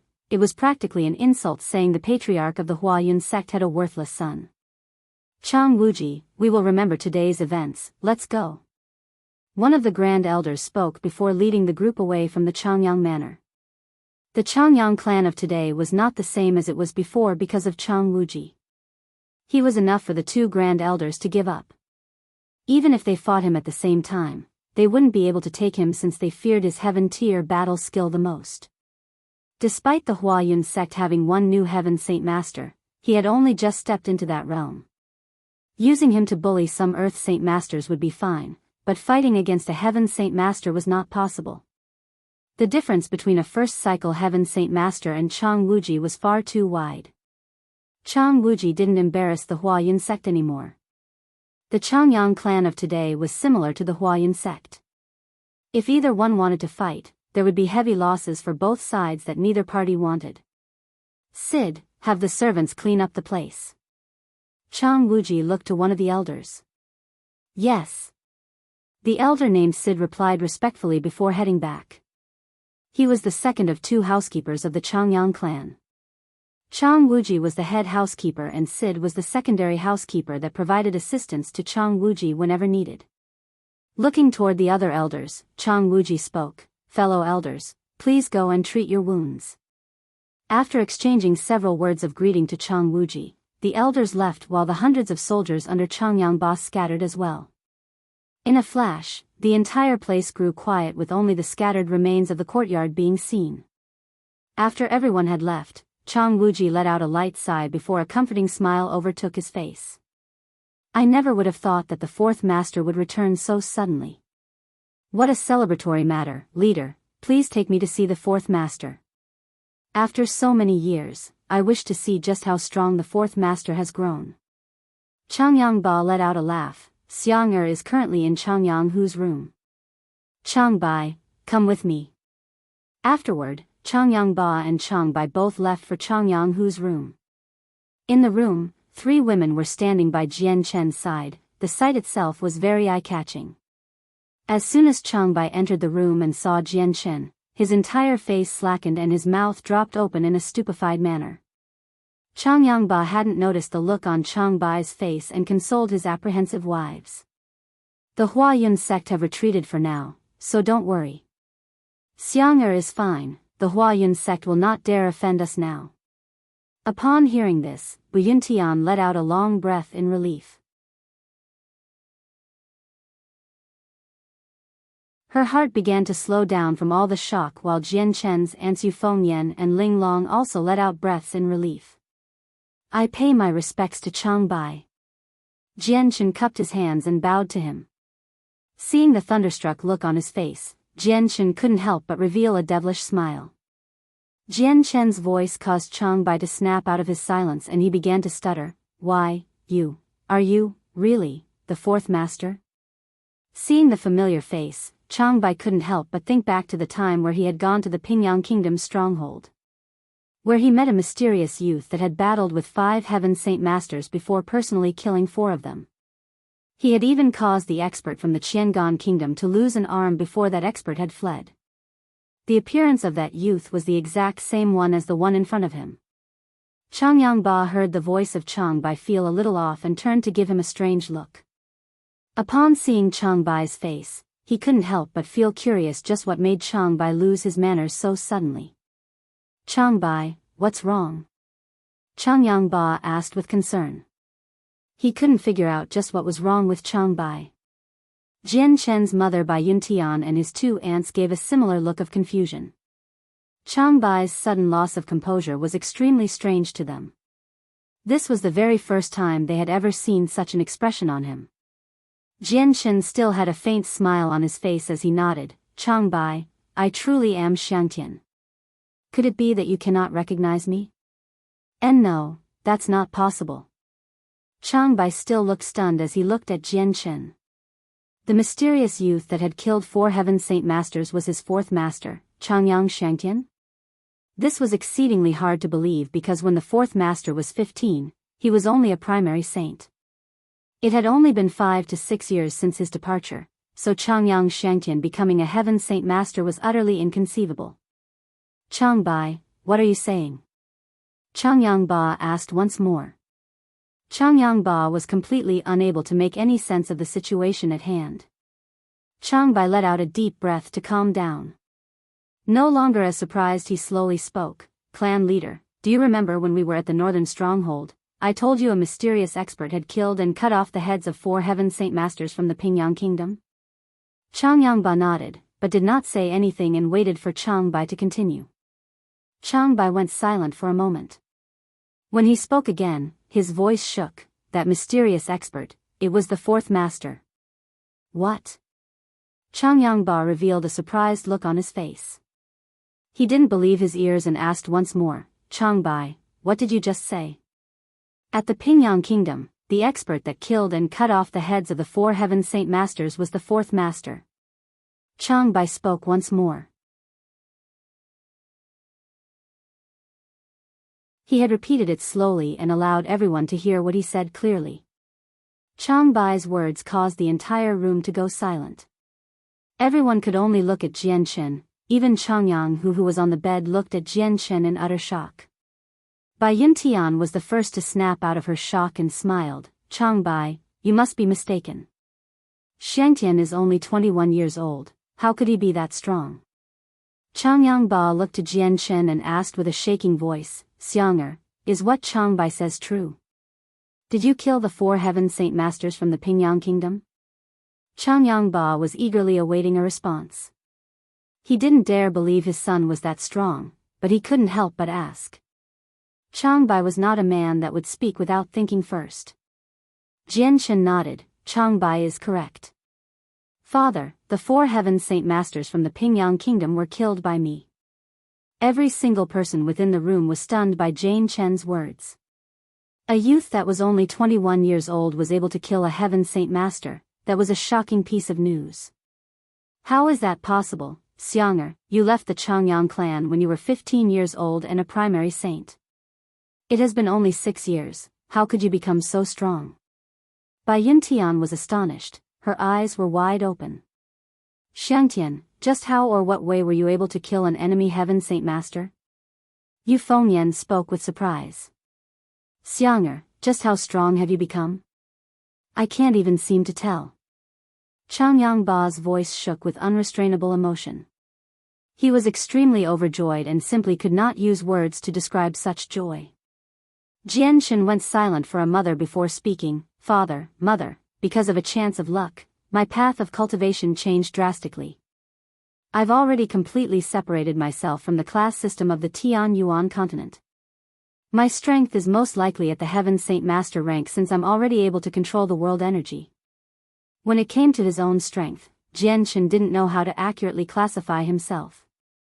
He was able to kill a Heaven Saint Master with the origin energy of the Azure and Violet Sword spirits. With that energy, even a 6th cycle Heaven Saint Master was not someone to fear. If he were to lose the origin energy, it would take a considerable amount of energy to use his ability to control anything to kill a Heaven Saint Master. A Heaven Saint Master. A Heaven Saint Master. Xiang'er, are you really a Heaven Saint Master? Bai Yintian spoke joyously. Her entire body began to shake with joy. There was no way she wouldn't be happy, since her son was a Heaven Saint Master. Jian Chen's 2 other aunts let out flabbergasted expressions as they looked at Jian Chen. Good. Very good. You are truly my son and offspring of our Changyang clan. Xiang'er, the strength you wield today is something your dear father is very gratified to see. We, the Changyang clan, are proud of you. Changyang Ba boomed with laughter.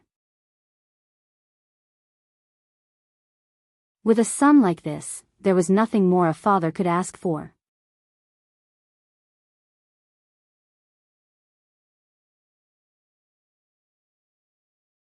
Chapter 444, Killing the Huayun Sect, 1. Chang Bai exhaled slowly with some minor shock still. The 4th Master is quite the genius.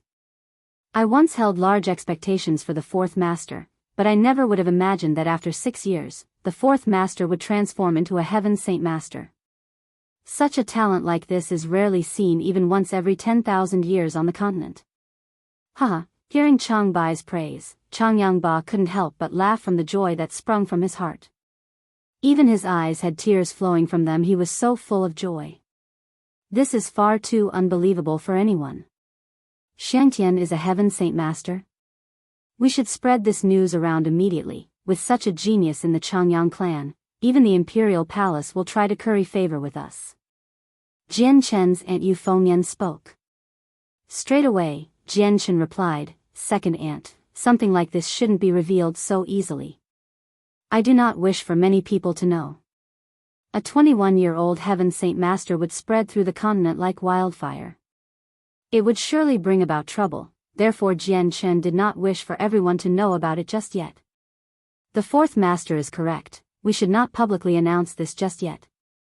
Let us hide it for now. If the major powers within the continent were to hear about the 4th Master's talent, who knows what might happen in the future? Some may decide to bring the 4th Master in their own grace, some may decide that the 4th Master may be a danger to them later. Chang Bai spoke seriously. Changyang Ba nodded his head in understanding. As he began to calm down, he spoke, Chang Bai is correct. Xiang'er's secret should be kept within our clan. Although it would bring us great honor if known, it would also bring trouble to Xiang'er. Hearing this, Bai Yintian felt some fear for her child. There was no one more concerned for her child than her, and even the 2nd aunt felt the severeness of the situation. A man innocent of any crime would still be guilty of treasuring a jade ring. All the adults here knew that people understood that line of reasoning, and to their eyes, Jian Chen had transformed into a precious treasure. Hearing Chang Bai and his father speak, Jian Chen didn't care for the problem anymore. He was well aware that with his strength, there was no danger to be had unless he came across a saint ruler. However, even if a saint ruler wanted to do something to him, Jian Chen's status as an imperial protector of the Qinhuang kingdom was enough for the Qinhuang kingdom to take action on his behalf. Within the Jessen kingdom's imperial palace, the royally dressed king and the headmaster of Kargath Academy Kafir were standing within a pavilion situated in the garden. Kafir, who do you think the imperial protector, Jian Chen is? Why would he rush from a distant kingdom to our Jessen kingdom to help out? Although our Jessen kingdom has many rich lands, it isn't enough to provoke the Qinhuang kingdom's interest. Furthermore, the distance between our kingdoms is far too wide for it to matter. The king of the Jessen kingdom pondered curiously. These were questions he had spent many hours thinking about, but he had not arrived at an answer yet. Kafir shook his head. The name of Jian Chen is not one I recognize. I too am puzzled on just why the Qinhuang kingdom would provide assistance to our kingdom. For them to come from such a distant kingdom, there has to be some sort of connection between their imperial protector and our Jessen kingdom. The king's eyes narrowed together with a bright glow visible. Kafir, do you think it has to do with Patriarch Changyang?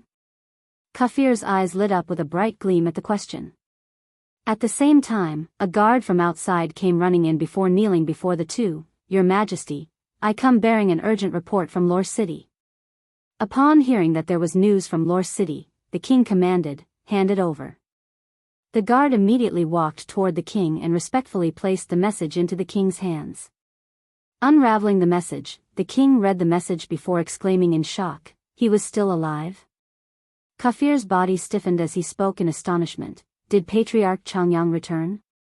If he has, then this matter with the Qinhuang kingdom is all but over. The king shook his head before handing the message to Kafir. Reading the contents of the message, Kafir displayed a look of shock on his face as well. Changyang Shangtian? I had no idea that he was alive or had even come back. When he left, it was without a trace. Even the Changyang clan couldn't find any trace of him when they searched for him. I had thought that he died already, but for him to return, that is quite shocking. The king had a smile on his face as he spoke. That Changyang Shangtian's return is really quite timely now that Chang Wuji's strength has been revealed. If it were not for the matter at the northern stronghold, we would have never known how strong Chang Wuji is. Even the Huayun sect won't dare go against the Changyang clan. Changyang Shangtian is safe for now. Kafir nodded his head before thinking back to a few years ago at Kargath Academy when the energy of the world flew around Jian Chen with an explosive force when he became a saint. Changyang Shangtian was no ordinary genius. Given time, he will pass any limits placed on him and will surely be stronger. One of the maids came rushing forward with a slight bow as she spoke. Your Majesty, the envoys from the Blue Wind Kingdom, the Andreas Kingdom, the Hidden Dragon Kingdom, and the Pingyang Kingdom have all gathered within the Imperial Palace and are waiting to be received. I understand, you may go. The king waved his hand. Yes, Your Majesty. The maid withdrew back into the palace. The might of the Qinhuang kingdom is truly massive. Those 4 kingdoms were frightened straight away. Kafir, I'll be leaving first to see what those 4 envoys want to do to compensate. Coming from within the Changyang manor, the 4th master's return quickly spread through Lor City. Even the other 3 major clans within the city heard the news and the leaders of each clan immediately came by bearing congratulatory gifts.